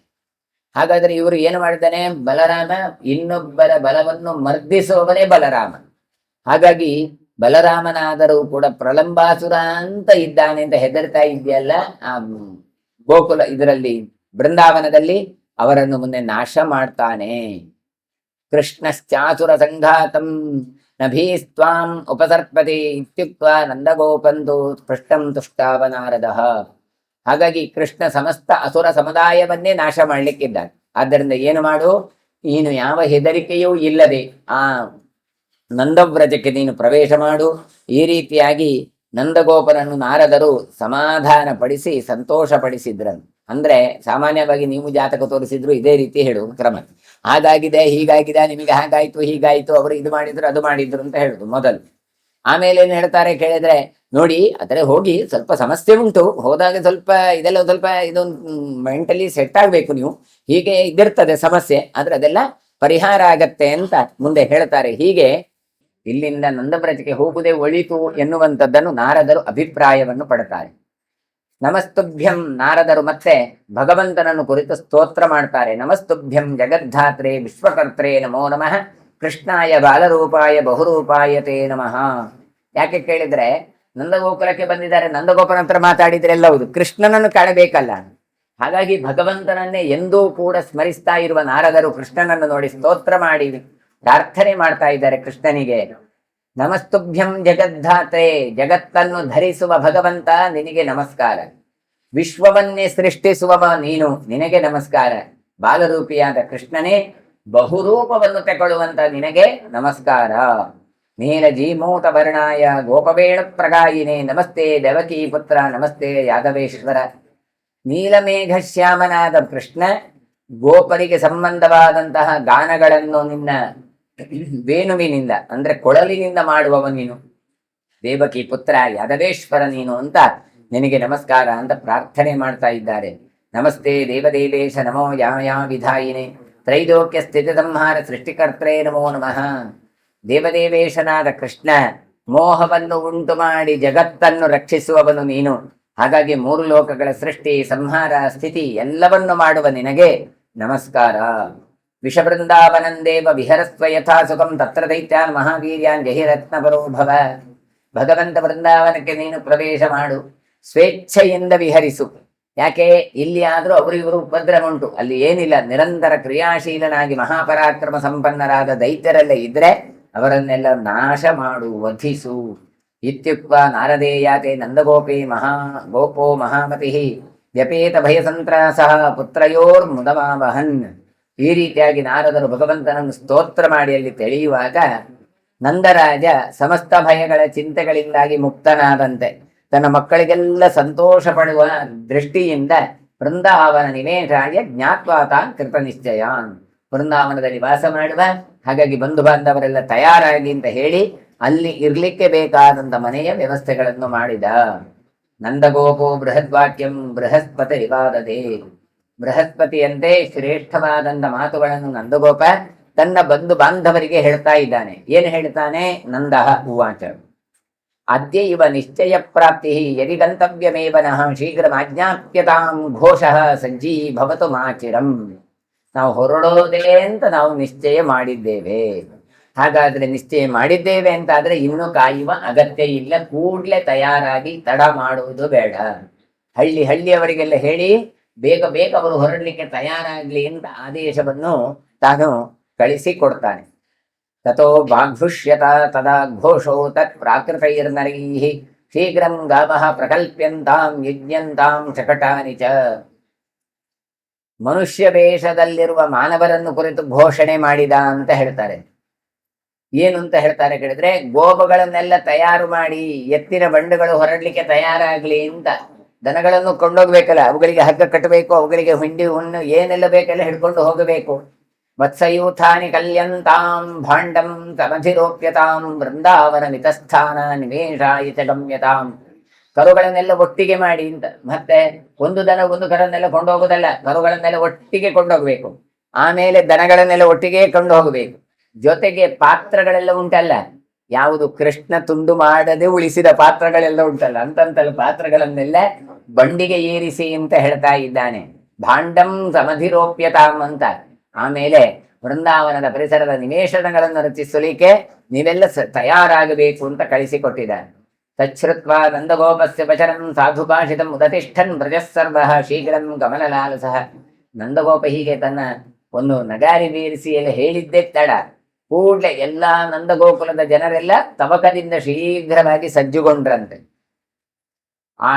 ಆಯಾತ್ಯುತ್ತಿಷ್ಠ ಗಚ್ಚಾಮಃ ಕಿಂ ಶೇಷೇ ಯಾಹಿ ಯೋಜಯ ಉತ್ತಿಷ್ಠತೆ ವ್ರಜೇ ತಸ್ಮಿನ್ ಗೋಪಕೋಲಾಹಲೋಕ್ಯಭೂತ್.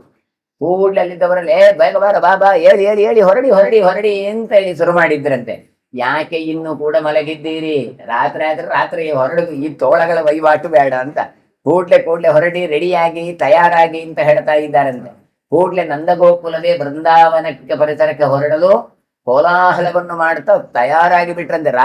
ರಾತ್ರಿ ಇವರು ತಯಾರಾಗಿದ್ದಾರೆ. ಉತ್ತಿಷ್ಠಮಾನ ಶುಶುಭೆ ಚಕಟೀ ಚಕಟಸ್ತಥ ವ್ಯಾಘ್ರ ಘೋಷ ಮಹಾಘೋಷೋ ಘೋಷ ಸಾಗರ ಘೋಷಮಾನ್. ನಂದಗೋಕುಲವೇ ತಯಾರಾಗಿದೆ ಅಂತ ಹೇಳ್ತಾರೆ. ಏನು ಮಾಡಿದ್ದಾರೆ? ಸಜ್ಜಾದಂತ ಬಂಡಿಗಳನ್ನು ತಳ್ಳುವ ಗಾಡಿಗಳೆಲ್ಲ ಉಂಟು.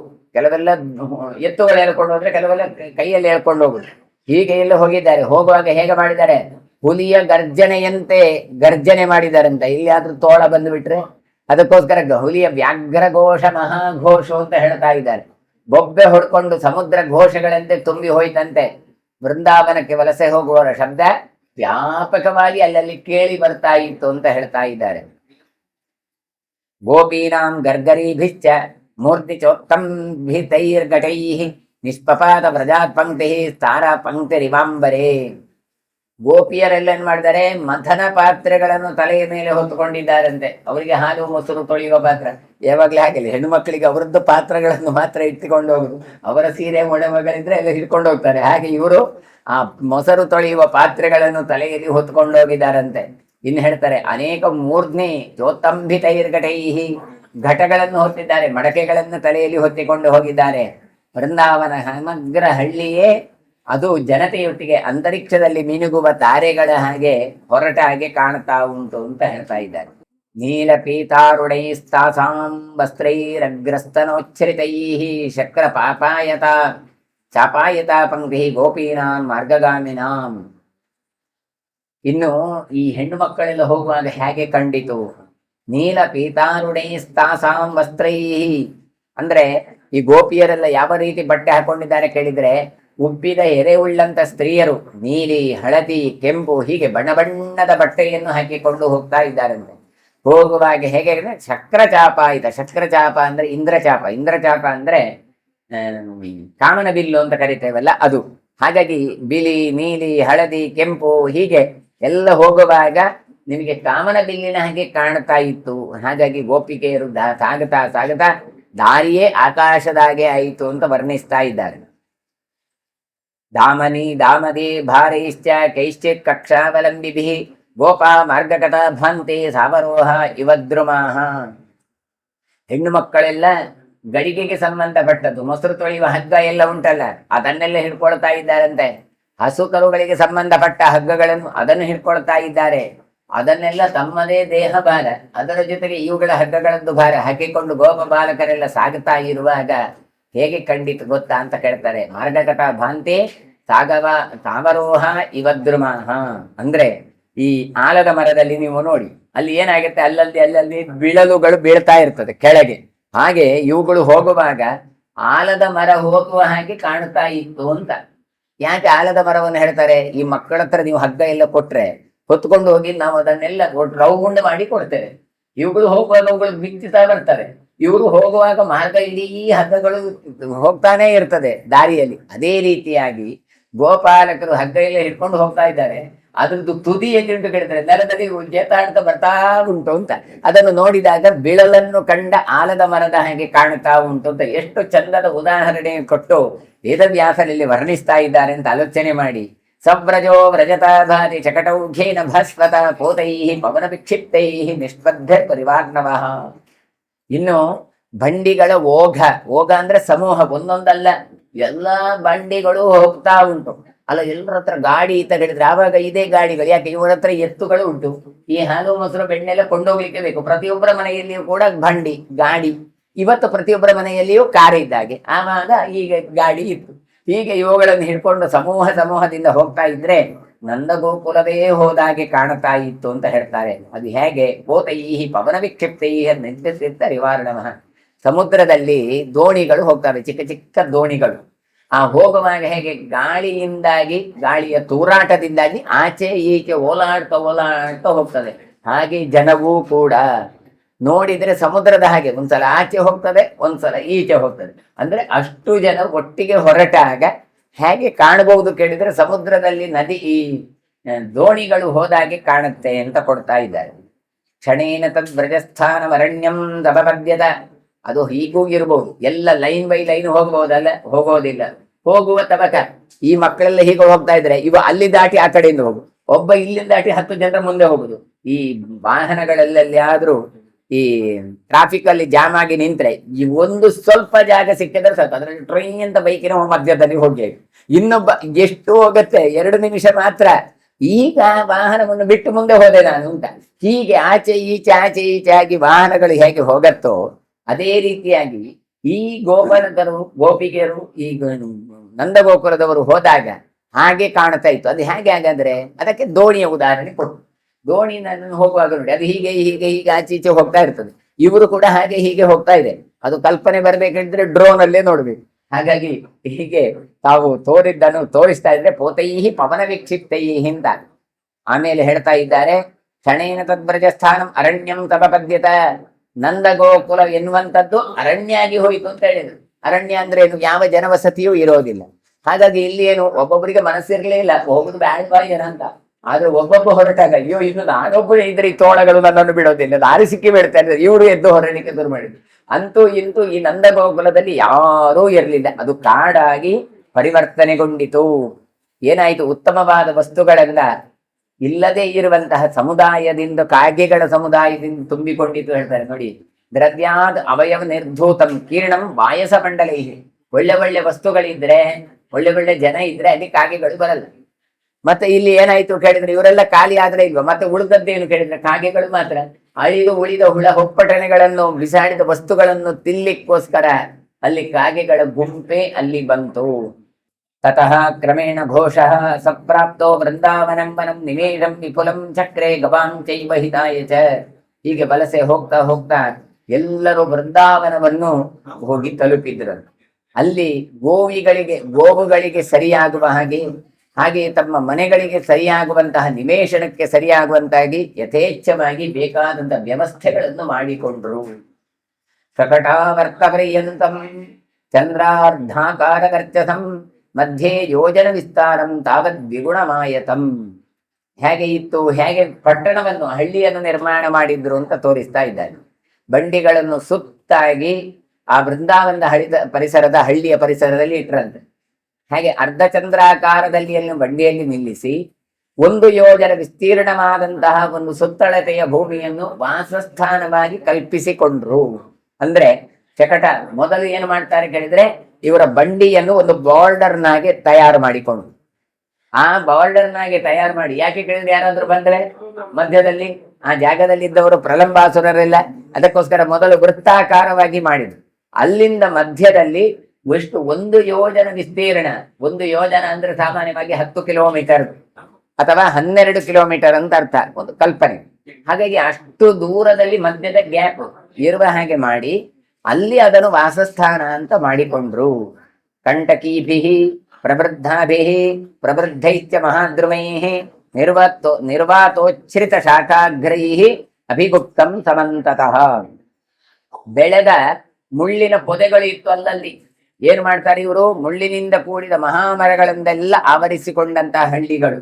ಹಾಗಾಗಿ ಮಧ್ಯದಲ್ಲಿದ್ದ ಅದೆಲ್ಲ ಮುಳ್ಳನ್ನು ತೆಗೆದು ಅದನ್ನು ಏನು ಮಾಡಿದ್ರು, ಅಲ್ಲಿರುವಂತಹ ಮುಳ್ಳಿನ ಮರಗಳಿತ್ತು ಅಂತ ಮೊನ್ನೆ ಹೇಳಿದ್ರು ಅವರು. ಆ ಮರದ ಮುಳ್ಳುಗಳನ್ನೇ ತಡೆಗೋಡೆಯನ್ನಾಗಿ ಇಟ್ಟುಕೊಂಡು, ಬೇಲಿಯನ್ನಾಗಿ ಮಾಡಿಕೊಂಡು ಎಲ್ಲ ಮುಳ್ಳು ಹಾಕಿದ್ರು. ಅಂದ್ರೆ ನಿಮಗೆ ಗೊತ್ತಿರ್ಬೋದು, ಗೊಬ್ಬರ ಸೊಪ್ಪಿನದ್ದು ಬೇಲಿ ಮಾಡ್ತೇವೆ. ಆ ಬೇಲಿ ಮತ್ತೆ ಎಂತ ಮಾಡುದು? ಕಟ್ಟುಗಿಡದ ಅದಕ್ಕೆ ಕಟ್ಟುದು, ಅದು ಮತ್ತೆ ಚಿಗುರಿ ಅದು ಗಿಡವೇ ಆಗಿ ಬಿಡತ್ತೆ. ಅದೇ ರೀತಿಯಾಗಿ ಇಲ್ಲಿ ಸುತ್ತು ಮುಳ್ಳಿನ ಮರಗಳು ಉಂಟು, ಅದಕ್ಕೆ ಅಲ್ಲಿ ಬಿದ್ದಿದ್ದಂತಹ ಮುಳ್ಳಿನ ಗೆಲ್ಲುಗಳನ್ನೆಲ್ಲ ಹಾಕಿ ಮುಳ್ಳಿನ ಮರಗಳೇ ಕಂಬವನ್ನಾಗಿ ಮಾಡಿ ಸುತ್ತ ಮುಳ್ಳಿನದ್ದೇ ತಡೆಗೋಡೆಯ ಹಾಗೆ ಬೇಲಿಯನ್ನು ಮಾಡಿದ್ರು. ಆಮೇಲೆ ಎಲ್ಲೆಡೆ ಬೀಸುವ ಗಾಳಿ, ಆ ಮುಳ್ಳಿನ ಅಂದ್ರೆ ಎಲ್ಲಿಯೂ ಗಾಳಿ ಕೂಡ ಬರಬಾರದು ಅಷ್ಟು ಎತ್ತರಕ್ಕೆ ಇವರು ಆ ಮುಳ್ಳಿನ ಗಿಡಗಳನ್ನು ಹಾಕಿದ್ರು ಅಂತ ಹೇಳಿ. ನಿರ್ವಾತೋಚ್ಛ್ರಿತ ಶಾಖಾಗ್ರಹಿ ಅಂತ, ಗಾಳಿ ಬಂದ್ರೆ ಇವರಿಗೆ ಮನೆ ಮಾಡುವಾಗೆಲ್ಲ ಬಿದ್ದು ಹೋಗತ್ತಲ್ಲ, ಅದಕ್ಕೋಸ್ಕರ ಗಾಳಿಯೂ ಬರದ ಹಾಗೆ ಅಂದ್ರೆ ಅಷ್ಟು ದಪ್ಪದಾಗಿ ಮುಳ್ಳಿನ ಗಿಡಗಳನ್ನು ಹಾಕಿದ್ದಾರೆ. ಮಂಥೈರಾರೋಪ್ಯಮಾಣೈಶ್ಚ ಮಂತಬಂಧಾನುಕರ್ಷಣೈ ಅದ್ಭಿಃ ಪ್ರಕ್ಷಾಲ್ಯಮಾನಾಭಿಃ ಗರ್ಗರೀಭಿಃ ಸ್ಥಿತಸ್ತತಃ ಕೀಲೈ ಆರೋಪ್ಯಮಾಣೈಶ್ಚ ದಾಮನಿ ದಾಮಭೂಷಿತೈಃ ಸ್ತಂಭನೀಭಿರ್ವೃತೈಶ್ಚಾಪಿ ಶಕಟೈಃ ಪರಿವರ್ತಿತೈಃ. ಇನ್ನು ಕಡೆಗೋಳುಗಳನ್ನು ಯೋಗ್ಯವಾದ ರೀತಿಯಲ್ಲಿ ಕಟ್ಟುವ ಹಾಗೆ, ಯಾಕೆ ಇವರಿಗೆ ಮೊಸರು ತೊಳೆಯುವುದೇ ಪ್ರಧಾನ ಕೆಲಸ. ಹಾಗಾಗಿ ಅದಕ್ಕೆ ಬೇಕಾದಂತ ಮಂತರೈಃ ಆರೋಪ್ಯಮಾಣೈಶ್ಚ, ಅದನ್ನು ಕಟ್ಟಲಿಕ್ಕೆ ಅಥವಾ ದನವನ್ನು ಕರೀಲಿಕ್ಕೆ ಏನೆಲ್ಲ ಬೇಕು ಆ ರೀತಿಯಾದ ವ್ಯವಸ್ಥೆಗಳನ್ನು ಮಾಡ್ತಾ ಇದ್ದಾರೆ. ಮಂಥುವನ್ನು ಹಗ್ಗದಿಂದ ಎಳಿಲಿಕ್ಕೆ ಹೇಗೆ ಕಟ್ಟಬೇಕು, ಅಲ್ಲಿ ಮಧ್ಯದಲ್ಲಿ ಒಂದು ಚಿಕ್ಕ ಚಿಕ್ಕ ಪುಟ್ಟಿಗಳನ್ನು ಅಥವಾ ಒಂದು ಗಿಡಗಳನ್ನ ಹಾಗೆ ಮಾಡಿದ್ದಾರೆ. ನೀರಿನಿಂದ ಎಲ್ಲಾ ಕಡೆ ತೊಳೆದ್ರಂತೆ. ಹಾಗಾಗಿ ಅಲ್ಲಿ ಮಂಥಾನತಕ ಗಡಿಗೆಗಳನ್ನು ಇಡುತ್ತಾರೆ, ಅಲ್ಲಲ್ಲಿ ಪೇರಿಸಿ ಇಟ್ರು. ಗೋಡೆಗೆ ಬೇಕಾದಂತಹ ಕೀಲುಗಳನ್ನು ಅದನ್ನು ಸ್ಥಾಪಿಸಿದ್ರು. ಆ ಗೋಡೆಯನ್ನು ಕಟ್ಟಿದ್ದಾರೆ, ಗೋಡೆ ಬೀಳಬಾರದು, ಅಥವಾ ಆ ಗೋಡೆಗಳಲ್ಲಿ ಇದನ್ನು ಸಿಕ್ಕಿಸಬೇಕು. ಹೀಗೆ ಬೇಕಾದಂತ ರೀತಿಯಲ್ಲಿ ಮಾಡಿದ್ದಾರೆ ಹೇಳ್ತಾರೆ. ಅದ್ಭಿಃ ಪ್ರಕ್ಷಾಲ್ಯಮಾನಾಭಿಃ ಗರ್ಗರೀಭಿಃ ಸ್ಥಿತಸ್ತತಃ. ಗರ್ಗರಿ ಅಂತ ಕೇಳಿದ್ರೆ ಅಲ್ಲಿರುವಂತಹ ಮಡಕೆಗಳು, ಗಡಿಗೆಗಳಿಗೆ ಗರ್ಗರಿ ಅಂತ ಕರೀತಾರೆ, ಮಂಥುವನ್ನು. ಹೀಗೆ ಗೋಡೆಗೆ ಬೇಕಾದ ಕೀಲುಗಳನ್ನು ಸ್ಥಾಪಿಸಿ ಹಾಲು ಮೊಸರು ಬೆಣ್ಣೆಗಳಿಗೆ ಸಂಬಂಧಪಟ್ಟಂತಹ ಶಿಕ್ಯಗಳನ್ನು, ಹಗ್ಗಗಳನ್ನು ಮೇಲಿಂದ ಇಳಿಬಿಟ್ರಲ್ರಿ. ಹಾಗಾಗಿ ಅದೆಲ್ಲವನ್ನು ಅಂದ್ರೆ ಏನು ಕೇಳಿದ್ರೆ ಅವರಿಗೆ ಬೇಕಾದ ರೀತಿಯಲ್ಲಿ ಪ್ಲಾನಿಂಗ್ ಆಗಿ ಕಟ್ಟತಾ ಇದ್ದಾರೆ.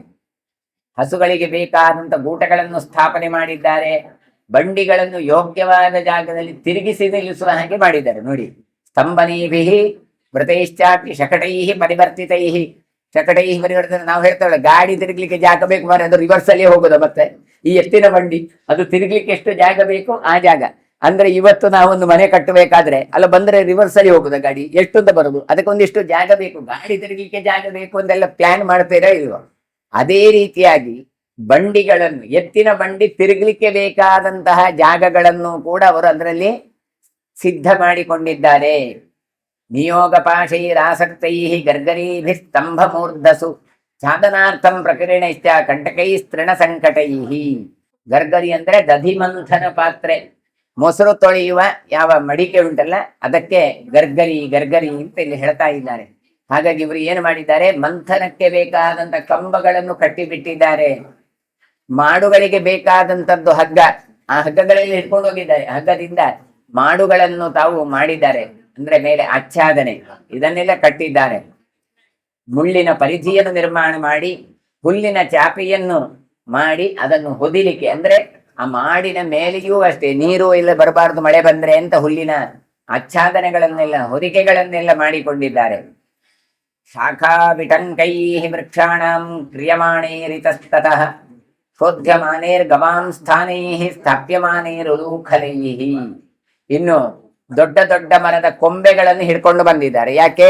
ಮನೆಗೆ ನಾವು ಪಕ್ಕಾಸು ತೋಳುಗಳು ಎಲ್ಲ ಬೇಕಲ್ಲ, ಹಾಗಾಗಿ ತೊಳೆ ಇತ್ಯಾದಿಗಳೆಲ್ಲ ಬರುವುದಕ್ಕೋಸ್ಕರ ಅಂತ ಕೊಂಬೆಗಳನ್ನು ಗೃಹ ನಿರ್ಮಾಣಕ್ಕೆ ಬೇಕಾಗಿ ರಚನೆ ಮಾಡುವುದನ್ನು ಮಾಡ್ತಾ ಇದ್ದಾರೆ. ಗೋಶಾಲೆಗೆ ಬೇಕಾದಂತಹ ಸ್ಥಳಗಳನ್ನು ಶೋಧನೆ ಮಾಡಿದ್ದಾರೆ. ಅದೆಲ್ಲವನ್ನು ತೆಗೆದು ಅದು ಲೆವೆಲ್ ಮಾಡುವ ಮೂಲಕ ಆಮೇಲೆ ಒರಳು ಕಲ್ಲುಗಳನ್ನು ಸ್ಥಾಪನೆ ಮಾಡಿದ್ದಾರೆ. ಸ್ಥಾಪ್ಯಮಾನೈಹಿ ಉಲೂಖಲೈಹಿ. ಯಾಕೆ ಕೇಳಿದ್ರೆ ಭತ್ತ ಇತ್ಯಾದಿಗಳು ಕುಟ್ಟಬೇಕು, ನಾವು ಕಡಿಯುವ ಕಲ್ಲೆಲ್ಲ ಇಡುವಂಥದ್ದು. ಈಗ ನಾವೆಲ್ಲ ಏನ್ ಪ್ಲಾನ್ ಮಾಡ್ತೇವೆ ಕೇಳಿದ್ರೆ, ಇಲ್ಲಿ ಮಿಕ್ಸಿ ಇಡುವ, ಇಲ್ಲಿ ಫ್ರಿಡ್ಜ್ ಇಡುವ, ಇಲ್ಲಿ ವಾಷಿಂಗ್ ಮಿಷಿನ್ ಇಡುವ ಅಂತ ಮಾಡ್ತೇವೆ. ಅದೇ ರೀತಿಯಾಗಿ ಆ ಕಾಲದಲ್ಲಿ ಇವರು ಈ ರೀತಿಯಾಗಿ ಸ್ಥಾಪನೆಯನ್ನು ಮಾಡಿದ್ರು. ಪ್ರಾಂಗ್ಮುಖೈ ಶೋಭಮಾನೈಶ್ಚ ಸಂದೀಪ್ಯದ್ಭಿಶ್ಚ ರಾಯಕೈ ಸವತ್ಸ ಚರ್ಮ ಸ್ತರಣೈ ಪರ್ಯಂಕೈ ಪರಿವರ್ತಿತೈ. ಇನ್ನು ಪೂರ್ವ ದಿಕ್ಕಿಗೆ ಬರುವ ಹಾಗೆ ಅಗ್ನಿಕುಂಡಗಳನ್ನು ಸ್ಥಾಪನೆ ಮಾಡಿದ್ರು. ನೋಡಿ ಯಾವ ರೀತಿಯಾಗಿ ಒಲೆ ಹಾಕಬೇಕು, ಪೂರ್ವ ದಿಕ್ಕಿಗೆ ಶೋಭಾಯಮಾನವಾದ ಅಗ್ನಿಗಳ ಕುಂಡವನ್ನು ನಿರ್ಮಾಣ ಮಾಡಿದ್ದಾರೆ, ಅಗ್ನಿ ಕಾರ್ಯ ಇತ್ಯಾದಿಗಳಿಗೆಲ್ಲ. ಇನ್ನು ಗೋವುಗಳಿಗೆ ಬೇಕಾದಂತಹ ಚಾಪೆಗಳನ್ನು ವ್ಯವಸ್ಥಾಪಕರಿಂದ ಮಾಡಿದ್ದಾರೆ ಅಂತ ಹೇಳ್ತಾರೆ ನೋಡಿ. ಹಾಗಾದ್ರೆ ಈಗ ಮಾತ್ರ ಅಲ್ಲ, ಮ್ಯಾಟ್ಗಳನ್ನು ತಂದು ಹಟ್ಟಿಗಳಲ್ಲಿ ಹಾಕುವಂಥದ್ದು ಈಗೆಲ್ಲ ಬಂತು, ಆದ್ರೆ ಅದನ್ನು ಆ ಕಾಲದಲ್ಲೇ ಮಾಡಿದ್ರು. ಹೇಳ್ತಾರೆ ಅವರು ನೋಡಿ, ಸವತ್ಸ ಚರ್ಮಾಸ್ತರಣೈ ಪರ್ಯಂಕೈ ಪರಿವರ್ತಿತೈ. ಅವುಗಳಿಗೆ ಹಾಸಿಗೆಗಳನ್ನು ರಚಿಸಿದ್ದಾರೆ, ಚರ್ಮದ ಇತ್ಯಾದಿಗಳನ್ನೆಲ್ಲ ಮಾಡಿದ್ದಾರೆ ಅಂತ ಹೇಳ್ತಾರೆ. ಹಾಗಾಗಿ ಆ ದನಗಳಿಗೂ ಕೂಡ ಅಥವಾ ದನಗಳನ್ನು ನೋಡಿಕೊಳ್ಳುವವರಿಗೂ ಕೂಡ ಅಂತ ಬೇಕಾದ ವ್ಯವಸ್ಥೆಗಳನ್ನು ಇವರು ಕಲ್ಪಿಸಿದ್ದಾರೆ. ತೋಯಂ ಉತ್ತಾರಯಂತೀಭಿ ಪ್ರೋಕ್ಷಂತೇಭಿಚ್ಚ ತದ್ವರಂ ಶಾಖಾಶ್ಚಾಕರ್ಷಮಾಣಾಭಿ ಗೋಪೀಭಿಚ್ಚ ತಮಂತತಃ. ಹೇಳ್ತಾರೆ, ನೀರನ್ನು ಹೊತ್ತು ತರುವವರಿಗೆ, ನೀರನ್ನು ಅಲ್ಲಿ ಪ್ರೋಕ್ಷಣೆ ಮಾಡು ಅಥವಾ ಅವುಗಳನ್ನು ತೊಳೆಯುವವರಿಗೆ, ಕಾಡುಗಳಿಗೆ ಬೇಕಾದಂತ ಗೆಲ್ಲನ್ನು ಹಿಡ್ಕೊಂಡು ಬರುವವರಿಗೆ, ಎಲ್ಲಾ ಕಡೆ ತುಂಬಿದಂತ ಗೋಪಿಯರಿಗೆ ಬೇಕಾದಂತ ವ್ಯವಸ್ಥೆಗಳನ್ನು ಮಾಡಿದ್ದಾರೆ. ಅಂದ್ರೆ ನಾವು ಹೇಳುವಾಗ ಏನು ಪ್ಲಾನಿಂಗ್ ಸಿಟಿ ಅಂತ ಒಂದು ನಗರವನ್ನು ನಿರ್ಮಾಣ ಮಾಡಬೇಕಾದ್ರೆ ಒಬ್ಬೊಬ್ಬ ಒಂದೊಂದು ಮನೆ ಮಾಡುವುದಲ್ಲ.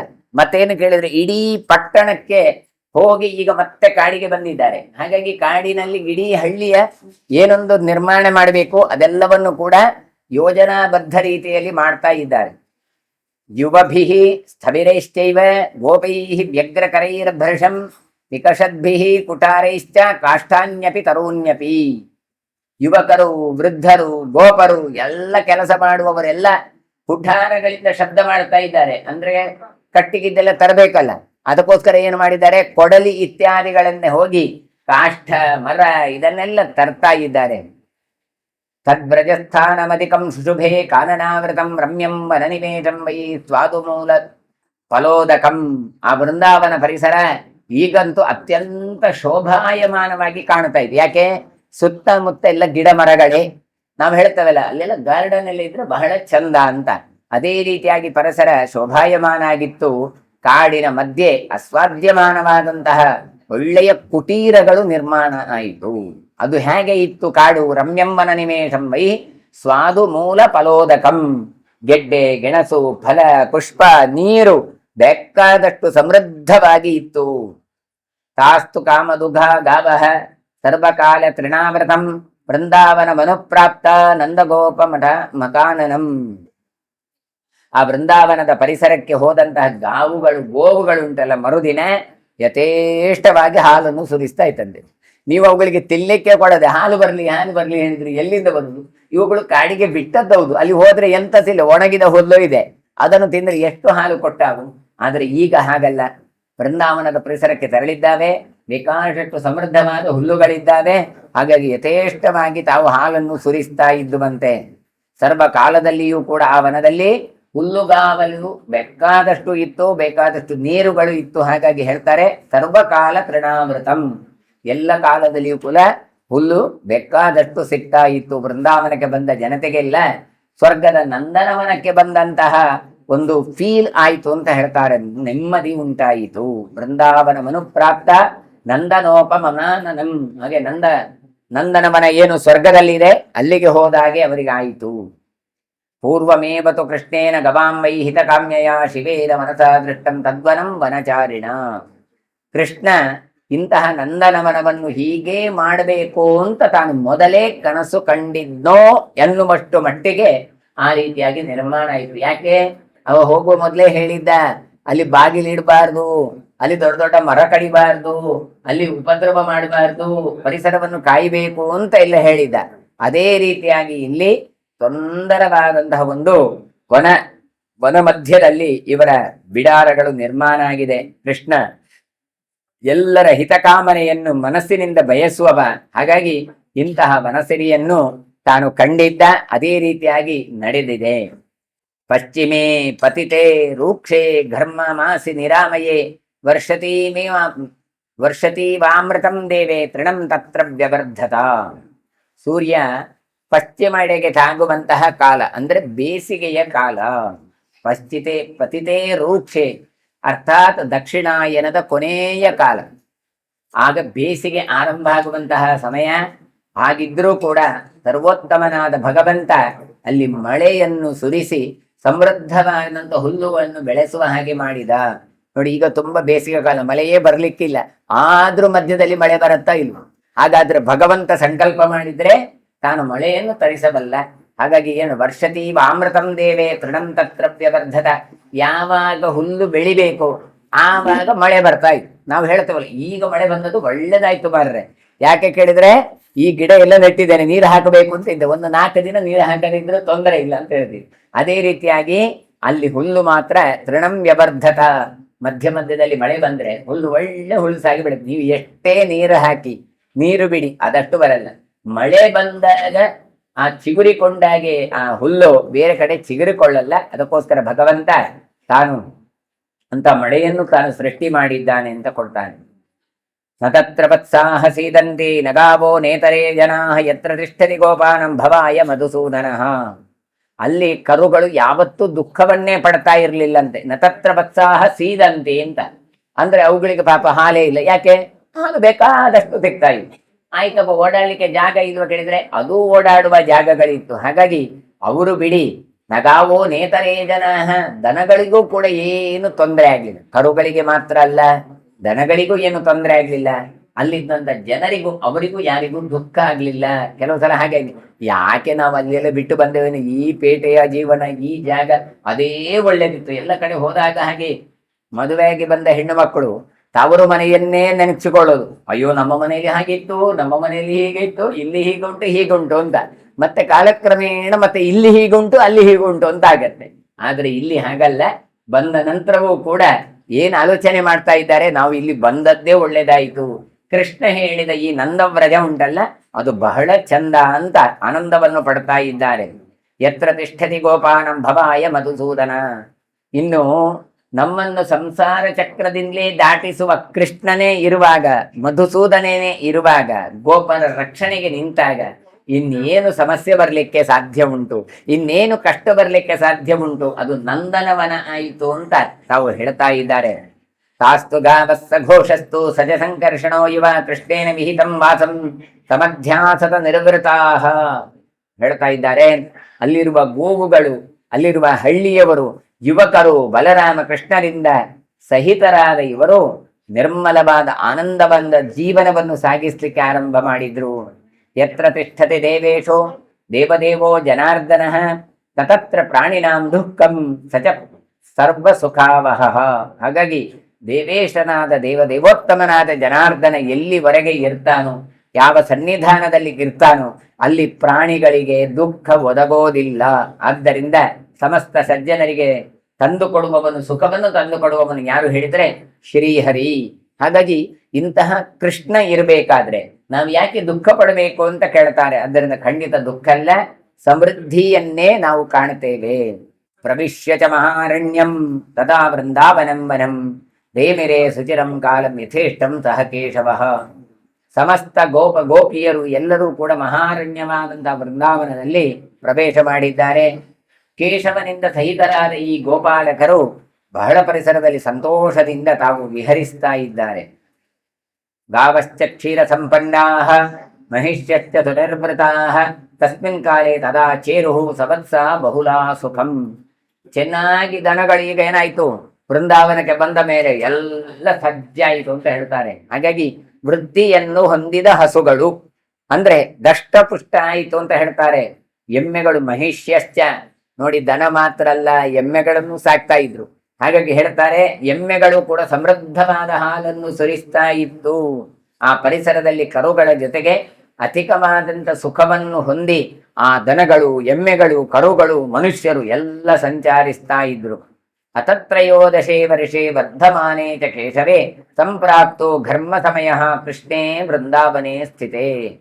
ಈಗ ಕೃಷ್ಣನಿಗೆ ಅವಂತೂ ಸಾಮಾನ್ಯವಾಗಿ 7 ವರ್ಷ 8 ವರ್ಷದಲ್ಲಿ ಅಲ್ಲಿಂದ ಬಂದದ್ದು. ಈಗ ಎಷ್ಟಾಯಿತು ಕೇಳಿದ್ರೆ 13 ವರ್ಷ ಆಯಿತು ಅಂತ ಹೇಳಿತು. ಹೀಗೆ ಕೃಷ್ಣನಿಗೆ 13 ವರ್ಷ ನಡೀತಾ ಉಂಟು. ಆಗ ವೃಂದಾವನದಲ್ಲಿ ನಡು ಬೇಸಿಗೆಯ ಕಾಲ ಆರಂಭ ಆಯಿತು.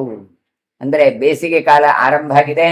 ಗತೇಜ ಭಾಸ್ಕರೇ ಕಾಷ್ಟಮುತ್ತರಾಂ ತೀಕ್ಷ್ಣದೀಧಿತೌ ಮರೀಚ್ಯ ದಿಕ್ಷು ಸರ್ವಾಸು ಪ್ರಸೃತಾ ತೀಕ್ಷ್ಣವರ್ಚಸಃ. ಸೂರ್ಯ ಆದರೂ ದಕ್ಷಿಣಾಯನದಿಂದ ಈಗ ಉತ್ತರಾಯಣದ ಕಡೆಗೆ ಸಾಗುತ್ತಾ ಇದ್ದಾನೆ. ಅವನ ಕಿರಣಗಳು ಅತ್ಯಂತ ತೀಕ್ಷ್ಣವಾಗಿ ಸಮಸ್ತ ದಿಕ್ಕುಗಳಿಗೆ ವ್ಯಾಪಿಸ್ತಾ ಉಂಟು. ಅಂದ್ರೆ ಎಂಥ ಬಿಸಿಲು ಮಾರ್ರೆ, ಬಹಳ ಬಿಸಿಲು ಅಂತ ನಾವೇನು ಹೇಳ್ತೇವೆ, ಅಂತಹ ಬಿಸಿಲು ಕಾಲ. ಲೋಭಯಂತ್ಯೋ ಮೃಗಾನ್ ಶೀಘ್ರಂ ತೀಕ್ಷ್ಣ ರಶ್ಮೌ ದಿವಾಕರೇ ದಾವದಗ್ಧ ವಿಭನ್ನೇಭ್ಯ ಕೀಚಕೇಭ್ಯೋ ವಿನಿರ್ಗತಾಃ. ಆ ಸೂರ್ಯನ ಬೆಳಕಿಗೆ, ಸೂರ್ಯನ ಕಿರಣಗಳಿಗೆ, ಆ ಸೆಕೆಗೆ ಮೃಗಗಳೆಲ್ಲ ಕಂಗೆಟ್ಟು ಬಂತೆ. ಪ್ರಾಣಿ ಪಕ್ಷಿಗಳು ಕಾಡ್ಗಿಚ್ಚುಗಳಿಂದ ಅಲ್ಲಲ್ಲಿ ಬೆಂಕಿ ಬೀಳ್ತಾ ಇತ್ತು. ಹಾಗಾಗಿ ಹಿಂಡು ಹಿಂಡಾದಂತಹ ಭಸ್ಮವಾದಂತಹ ಬಿದಿರುಗಳು ಇತ್ತು. ಅಂದ್ರೆ ಬಿಸಿಲು, ಮೊದಲೇ ಬಿಸಿಲು, ಅದರ ಜೊತೆಗೆ ಈ ಪ್ರಾಣಿಗಳು ಓಡಾಡೋದು. ಆ ಓಡಾಡುವಾಗ ಅಲ್ಲಿರುವ ಬೆಣಚು ಕಲ್ಲುಗಳು ಒಂದಕ್ಕೊಂದು ತಾಗೋದು, ತಾಗಿ ಅಲ್ಲಿಂದ ಬೆಂಕಿ ಹೊರಡೋದು. ಆ ಬೆಂಕಿ ತರಗಲೆಗೆ ಹಚ್ಚಿ, ಆ ತರಗಲೆಯಿಂದ ಒಣಗಿದ ಬಿದಿರುಗಳಿಗೆ ಹಚ್ಚಿ, ಆ ಬಿದಿರುಗಳಿಂದ ಇಡೀ ಕಾಡಿಗೆ ಬೆಂಕಿ ಬರಲಿಕ್ಕೆ ಆರಂಭ ಆಯಿತು. ಅಂದ್ರೆ ಕಾಡಿಗಿಚ್ಚು ಆರಂಭ ಆಯಿತು. ಹಾಗಾಗಿ ಮೃಗಗಳೆಲ್ಲ ಆಶ್ರಯ ಇಲ್ಲದೆ ಚಲ್ಲಾಪಿಲ್ಲಿಯಾಗಿ ಓಡಿ ಹೋಯ್ತಂತೆ. ಸಪ್ತಾರ್ಚಿಷೋ ಗಿರೀಂದ್ರೇಹ ಉದಭೂವನ್ ಇತಸ್ತತಃ ತರಕ್ಷವಚ್ಚ ಕುರುರವಃ ದಗ್ಧದೇಹಾನ ಬಾಣಲೈಹಿ. ಬೆಟ್ಟದಲ್ಲಿ ಆಚೆ ಈಚೆ ಪ್ರದೇಶಗಳು ಎಲ್ಲವೂ ಕೂಡ ಬೆಂಕಿಯ ಕೆನ್ನಾಲಿಗೆಗೆ ಒಳಗಾಯಿತು. ಹಾಗಾಗಿ ಒಳ್ಳೆ ದಗದಗದಗ ಅಂತ ಉರಿತಾ ಇತ್ತು. ಅಲ್ಲಿರುವಂತಹ ಯಾವುದು ಹುಲಿಗಳು, ರುರು ಎನ್ನುವಂಥ ಪಕ್ಷಿ, ಪ್ರಾಣಿಗಳು, ಕ್ರೂರ ಮೃಗಗಳು, ಎಷ್ಟೋ ಸಿಂಹಗಳು ಎಲ್ಲ ಕಾಡಿನಲ್ಲಿ ಬೆಂಕಿಗೆ ಆಹುತಿ ಆಯಿತು ಅಂತ ಕೊಡ್ತಾರೆ ನೋಡಿ. ದಗ್ಧ ದೇಹಾವನಾನಲೈಹಿ, ದಾವಾನರದಕ್ಕೆ ಅದಕ್ಕೆ ಇದಾಯಿತು ಅಂತ ಕೊಡ್ತಾರೆ. ಕರಂಜ ಬರ್ಬರರವ ಘರ್ಮಜಾಲ ವಿಲೋಳಿತಾ ಘರ್ಮವಾತ ಸಮಾಕ್ರಾಂತಾ ವಿನೇದುರ್ವಿಸ್ವರಂ ಸ್ವರಂ. ಇದು ವಿಚಿತ್ರವಾದಂಥ ಕಾಡಿಗೆ ದಾವಾನಲ ಬಂದಾಗ ಪ್ರಾಣಿಗಳು ವಿಚಿತ್ರವಾಗಿ ಅಳ್ಳಿಕ್ಕೆ ಆರಂಭ ಮಾಡಿತು. ಯಾಕೆ? ಬೆಂಕಿಯ ಉರಿ ಅಷ್ಟು ಕೂಡ. ಹಾಗಾಗಿ ವಿಚಿತ್ರವಾದ ಸ್ವರದ ವಿನೇದುರ್ವಿಸ್ವರಂ ಸ್ವರಂ ಅಂದ್ರೆ ಸ್ವರ ಅಲ್ಲ, ಮತ್ತೆ ಅರಚಲಿಕ್ಕೆ ಆರಂಭ ಮಾಡಿದ್ರು. ಯಾವುದೆಲ್ಲ? ಭೃಂಗರಾಜ ವೃಕ್ಷಕ್ಕೆ ಬೆಂಕಿ ಬಿತ್ತು, ಬ್ರಾಹ್ಮಣಿ ವೃಕ್ಷ ಸುಟ್ಟು ಹೋಯಿತು, ಬಿಸಿಲಿನ ಬೇಗೆ, ಬಿಸಿಲಿನ ಗಾಳಿ, ಇದರಿಂದಾಗಿ ವಿಚಿತ್ರವಾದ ಶಬ್ದಗಳನ್ನು ಅಲ್ಲಿದ್ದ ಪ್ರಾಣಿಗಳು ಎಲ್ಲ ಇದು ಮಾಡಿದ್ರು ಅಂತ ಹೇಳ್ತಾರೆ. ಕೃಷ್ಣಲಾಹ ಪಾಕ ನಿರ್ಭಿನ್ನಾಹ ವನವಾಯು ವಿದಾರಿತಾ ಪೇತುಚ್ಚ ಪರ್ವತಾ ಪೃಥ್ವೀಂ ರಕ್ತಪೀತ ಇವಾದೃಶು. ಪರ್ವತದಲ್ಲಿ ಉತ್ಪನ್ನವಾದ ಯಾವ ಕಾಡ್ಗಿಚ್ಚು ಉಂಟಲ್ಲ, ಅದು ಪ್ರಧಾನವಾಗಿ ಗಾಳಿಗೆ ಸೇರಿಕೊಂಡು ಅದು ಮತ್ತೆ ಮತ್ತೆ ವೃದ್ಧಿ ಆಗುತ್ತಾ ಹೋಯಿತು. ಪರ್ವತದ ಎಷ್ಟೋ ಭಾಗಗಳನ್ನೆಲ್ಲ ಹೋಯ್ತು. ಎಷ್ಟಾಯಿತು ಅಂತ ಕೇಳಿದ್ರೆ ಅವರು ಹೇಳ್ತಾರೆ, ಪರ್ವತಾ ಪೃಥ್ವೀಂ ರಕ್ತಪೀತ ಇವಾದೃಶು ಅಂತ ಹೇಳ್ತಾರೆ. ಕಲ್ಲಿನ ಭಾಗಗಳು ಸೀಳಿ ಹೋಯ್ತಂತೆ. ನಾವು ಕಲ್ಲುಗಳೆಲ್ಲ ಇರ್ತದೆ, ಆ ಬೆಂಕಿಯ ಬಿಸಿಗೆ ಕಲ್ಲು ಒಡಿಲಿಕ್ಕೆ ಆರಂಭ ಆಯ್ತು. ಅದೆಲ್ಲ ಆಗತ್ತಾ ಕೇಳಿದ್ರೆ, ಹೋಮ ಮಾಡಿದಾಗ ಟೈಲ್ಸ್ ಒಡೆದಾಗೆ ಎಷ್ಟೋ ಕಡೆಯಲ್ಲಿ ಹೋಮ ಮಾಡ್ತಾ ಇರ್ತಾರೆ, ಆಗ ಒಂದು ಡಬ್ಬ ಶಬ್ದ ಕೇಳುತ್ತೆ. ಅದು ಏನು ಕೇಳಿದ್ರೆ ಹೀಗೆ ಬಿಸಿಯಿಂದ ಕಲ್ಲು ಒಡೆಯುತ್ತದೆ. ಅದು ನೋಡಿ ಅವತ್ತೇ ಅವರು ಹೇಳಿದ್ರು ಕೃಷ್ಣಲಾಹ ಪಾಕ ನಿರ್ಭಿನ್ನ ಅಂತ ಹೇಳಿ. ಆ ಕಾಲದಲ್ಲಿ ಕಲ್ಲಿನ ಭಾಗಗಳು ಸೀಳಿ ಹೋಯ್ತಾವೆ. 3 ಯಮ ಪ್ರಮಾಣದಷ್ಟು ಕೆಂಪಾದ ಕಲ್ಲುಗಳು ಕೂಡ ಹೇಳ್ತಾರೆ ಹಳದಿ ಬಣ್ಣವನ್ನು ತಿರುಗಿತ್ತು ಅಂತ ಹೇಳ್ತಾರೆ. ಹಾಗಾಗಿ ಕಲ್ಲುಗಳು ಬೆಟ್ಟದಿಂದ ಕೆಳಗೆ ಉರುಳಿಕ್ಕೆ ಆರಂಭ ಆಯಿತು. ರೇಣವೋ ಬಹುಲಾ ಭೂಮಿರ್ ನೇತ್ರ ಮಾರ್ಗ ವಿರೋಧಿನಃ ತಮಾಂ ಸೀಮಹಿ ಗೋಪಾನಾಂ ದೃಷ್ಟಿಂ ಪಿದಧಿರೇ ಮುಹುಹು. ಎಷ್ಟು ಆ ಬೆಂಕಿ, ಆ ಇದರಿಂದ ಕಲ್ಲುಗಳೆಲ್ಲ ಬಿದ್ದಾಗ ಒಂದಷ್ಟು ಧೂಳು, ಅದರಿಂದ ಏನಾಯಿತು ಕೇಳಿದ್ರೆ ಭೂಮಿ ಇಡೀ ಕಣ್ಣೇ ಕಾಣದಷ್ಟಾಯಿತು ಅಂತ ಹೇಳ್ತಾರೆ. ಒಂದು ಉತ್ಪಾತ, ಕತ್ತಲೆಯಿಂದ ತುಂಬಿದಂತ ಧೂಳಿನ ಕಣಗಳು ಗೋಪರ ಕಣ್ಣುಗಳನ್ನೇ ಮುಚ್ಚಿತ್ತು ಅಂತ ಹೇಳ್ತಾರೆ. ತಮಾಂಸೀವಹಿ ಗೋಪಾನಾಂ ದೃಷ್ಟಿಂ, ಅವರಿಗೆ ಕತ್ತಲಾಯಿತು ಅಂತ. ಯಾಕೆ ಕಣ್ಣು ಮುಚ್ಚಿದ್ರು? ಕಣ್ಣು ಮುಚ್ಚಿದ ಕೂಡ ಕತ್ತಲೆ. ಯಾಕೆ ಕಣ್ಣು ಮುಚ್ಚಿದ್ದು? ಧೂಳು. ನೋಡುವಾಗಲೂ ಹೊರಗಡೆ ಕಾಣಿದ್ರು ಧೂಳು, ಹಾಗೆ ಎಲ್ಲಿ ನೋಡಿದ್ರು ಕೂಡ ಧೂಳು ಧೂಳು. ಗೋಪಾಶ್ಚ ಧರ್ಮ ಸಂತಪ್ತ ಮಧ್ಯಂ ಯಾತೆ ದಿವಾಕರೆ ದಿನೇಶುರ್ಧ್ರುಮ ಮಲೀನೇಶು ಗಾಶ್ಚ ಸಂಕಲ್ಯತ ಸ್ಥಿರೇ. ಇನ್ನು ಗೋಪರೆಲ್ಲರೂ ಅಷ್ಟೇ, ಸೂರ್ಯ ನಡುನೆತ್ತಿಗೆ ಬಂದಿದ್ದಾನೆ, ಮೊದಲೇ ಬಿಸಿಲು, ಆ ಬಿಸಿಲಿನ ಜೊತೆಗೆ ಈ ಬೆಂಕಿಯ ಬೇಗೆ. ಮರದ ಬುಡದಲ್ಲಿ ಕೂತ್ಕೊಳ್ಳುವ ಅಂತ ಹೋಗಿ ಕೂತಿದ್ದಾರೆ. ಗೋವುಗಳು ಮೇವನ್ನು ಕಾಣದೆ ಗುಂಪು ಗುಂಪಾಗಿ ನೆರಳನ್ನು ಕಾಣದೆ ಓಡಾಡ್ತಾ ಇದ್ದಾವೆ. ಎಲ್ಲಿಯೋ ಸ್ವಲ್ಪ ಸ್ವಲ್ಪ ನೆರಳಿದ್ರೆ ಅಲ್ಲಿ ಹೋಗಿ ದನಗಳು ಕೂಡ ನಿಂತು ಬಿಟ್ಟಿದ್ದಾವೆ. ಗೋಪ್ಯ ಕುಂಭೀ ಸಮಾದಾಯ ನೀರೈ ಪೂರ್ಣ ಸಹಸ್ವರಾ ಔಷ್ಣರಶ್ಮಿಕರೈಸ್ತೃಪ್ತಾ ಛಾಯಮಾಶ್ರಿತ್ಯ ತಸ್ಥಿರೇ. ಇನ್ನು ನೀರನ್ನು ಹಿಡ್ಕೊಂಡು ಬರ್ಲಿಕ್ಕೆ ಅಂತ ಗೋಪಿಕಾ ಸ್ತ್ರೀಯರು ಹೋಗಿದ್ದಾರೆ ನದಿಗೆ. ಯಾವುದು? ಯಮುನಾ ನದಿಗೆ. ಮಡಿಕೆಯಲ್ಲಿ ಹೊತ್ತುಕೊಂಡು ತರ್ತಾ ಇದ್ದಾರೆ. ನೋಡಿದ್ರೆ ಈ ಬಿಸಿಲಿನಿಂದ ಬೊಪ್ಪೆ ಹೊಡಿತಾ ಇದ್ದಾರೆ ಅಂತ. ಅಯ್ಯೋ ಎಷ್ಟು ಬಿಸಿಲು, ಎಷ್ಟು ಬಿಸಿಲು ಅಂತ. ಮನೆ ಒಳಗೆ ಇದ್ರೆ ಎಷ್ಟು ಸೆಕೆಯೂ ಗೊತ್ತಾಗಲ್ಲ, ಹೊರಗಡೆ ಹೋದ್ರೆ ಗೊತ್ತಾಗುತ್ತೆ ಎಷ್ಟೆಲ್ಲ ಬಿಸಿಲು ಅಂತ ಹೇಳಿ. ಹಾಗಾಗಿ ಬಿಸಿಲಿನಿಂದ ಸಹಸ್ವರಾಹ ಕಿರಿಚಿಕೊಂಡಿದ್ದಾರಂತೆ. ಅತ್ಯಂತ ಬಿಸಿಯಾದ ಸೂರ್ಯನ ಕಿರಣಗಳಿಂದ ಸಂತಪ್ತರಾದ ಇವರು ಎಲ್ಲಿಯಾದ್ರೂ ನೆರಳು ಸಿಗ್ತದಾ ಅಂತ ಹೇಳಿ ಸ್ವಲ್ಪ ಸ್ವಲ್ಪ ನೆರಳಿದ್ದ ಕಡೆಗೆ ಅಲ್ಲಿ ಹೋಗಿ ನಿಂತುಕೊಳ್ತಾ ಇದ್ದಾರೆ. ವಸ್ತ್ರೈಹಿ ಜಲಾದ್ರೈಹಿ ಸತತಂ ಬಾಹಯಂತ್ಯಾಃ ಕರಾನ್ ಪೃಥೂನ್ ಜಲಬಿಂದೂನ್ ಅಂಗಗತಾನ್ ಶೀತಲಾನ್ ಅಮಲಾನ್ ಮುಹುಹು. ಮತ್ತೆ ಹಾಗಿದ್ರೆ ಈ ಸೆಕೆಗೆ ಎಂತ ಮಾಡೋದು? ಅವ್ರು ಏನ್ ಮಾಡ್ತಾ ಇದ್ರು ಈ ಸೆಕೆಗೆ ಅಂತ ಕೇಳಿದ್ರೆ, ಒದ್ದೆಯಿಂದ, ನೀರಿನಿಂದ ಒದ್ದೆಯಾದ ವಸ್ತ್ರಗಳನ್ನು ಧರಿಸ್ತಾ ಇದ್ರ. ಹಾಗಾದ್ರೆ ಒದ್ದೆ ಮಡಿ ಅಂತ ಹೇಳ್ತೇವಲ್ಲ, ಹಾಗೆ ತಮ್ಮ ಕೈಗಳಿಂದ ಮತ್ತೆ ಮತ್ತೆ ಅದನ್ನು ಮುಚ್ಚಿಕೊಳ್ತಾ ಇದ್ರು. ಅಂದ್ರೆ ಏನು? ಬಟ್ಟೆ ಒದ್ದೆ ಇರತ್ತೆ, ಆದ್ರೆ ಉಳಿದ ಭಾಗ ಉಂಟಲ್ಲ ಅದು ಬಿಸಿಗೆ ಕರಕಲಾಗುತ್ತೆ. ಹಾಗಾಗಿ ಆ ಕೈಯಿಂದ ಅದನ್ನು ಮತ್ತೆ ಮತ್ತೆ ತಾವು ನೀರಿನ ಪಸೆಯನ್ನು ಹಾಕಿಕೊಂಡು ಆ ಬಿಸಿಲಿನಿಂದಾಗಿ ಹೆಚ್ಚು ಉಷ್ಣ ಆಗಬಾರದು ಅಂತ ನಾಡ್ತಾ ಇದ್ದಾರೆ. ಮತ್ತೆ ಮತ್ತೆ ಆ ನೀರು ತಮ್ಮ ದೇಹದ ಮೇಲೆ ಬೀಳುವ ಹಾಗೆ ಮಾಡ್ತಾ ಇದ್ದಾರೆ. ಅಷ್ಟು ತೀವ್ರವಾದಂತಹ ಬಿಸಿಲು ಆ ಬೃಂದಾವನದಲ್ಲಿ ಇತ್ತು. ಕೃಷ್ಣ ಅದನ್ನೆಲ್ಲ ಹೇಗೆ ಪರಿಹರಿಸ್ತಾನೆ ಎನ್ನುವಂಥದ್ದನ್ನು ಮತ್ತೆ ನಾಳೆ ಸೇರುವಾಗ ಚಿಂತನೆ ಮಾಡುವಂತ ಹೇಳ್ತಾ ಇವತ್ತಿನ ಪ್ರವಚನ ಮಂಗಳಗೊಳಿಸ್ತೇನೆ. ಶ್ರೀಕೃಷ್ಣ ಅರ್ಪಣ. ಕಾಯೇನ ವಾಚಾನ ಸೇಂದ್ರಿಯೇರ್ಧ್ಯಾತ್ಮನ ಸರಸತ್ವಭಾವಂ ಕರೋಮಿ ಯದ್ಯ ಸಕಲಂ ಪರಸ್ಮೈ ನಾರಾಯಣ ಏಕ ಸಮರ್ಪಯಾಮಿ. ಶ್ರೀಕೃಷ್ಣಾರ್ಪಣಮಸ್ತು. ಶ್ರೀಕೃಷ್ಣಾಯ ನಮಃ. ಓಂ ಶ್ರೀಕೃಷ್ಣ ಕಮಲನಾಥೋ ವಾಸುದೇವಸ್ತನಾತನಃ ವಸುದೇವಾತ್ಮಜಃ ಪುಣ್ಯೋ ಲೀಲಾಮಾಂಶ ವಿಗ್ರಹಃ ಶ್ರೀವತ್ಸಕೌಸ್ತುಭಧರೋ ಯಶೋದವತ್ಸಲೋ ಹರಿಃ ಚತುರ್ಭುಜಾತ್ತಚಕ್ರಾಸಿ ಗದಾ ಶಂಖಾದ್ಯುಧಾಯುಧಃ ದೇವಕೀ ನಂದನ ಶ್ರೀಶೋ ನಂದಗೋಪಪ್ರಿಯಾತ್ಮಜಃ ಯಮುನಾ ವೇಗತಂಹಾರಿ ಬಲಭದ್ರಪ್ರಿಯಾನುಜಃ ಪೂತನಾ ಜೀವಿತಾಹಾರಿ ಜಗಡಾಸುರಭಂಜನಃ ನಂದವ್ರಜ ಜನಾನಂದೇ ಕಟ್ಟಿದಾನಂದ ವಿಗ್ರಹಃ ನವನೀತ ವಿಲಿಪ್ತಾಂಗೋ ನವನೀತ ನಟೋ ನಘಃ ನವನೀತ ನವಾಹಾರೋ ಮುಚಕುಂದ ಪ್ರಸಾದ ಷೋಡಶ ಶ್ರೀ ಸಹಸ್ರೀ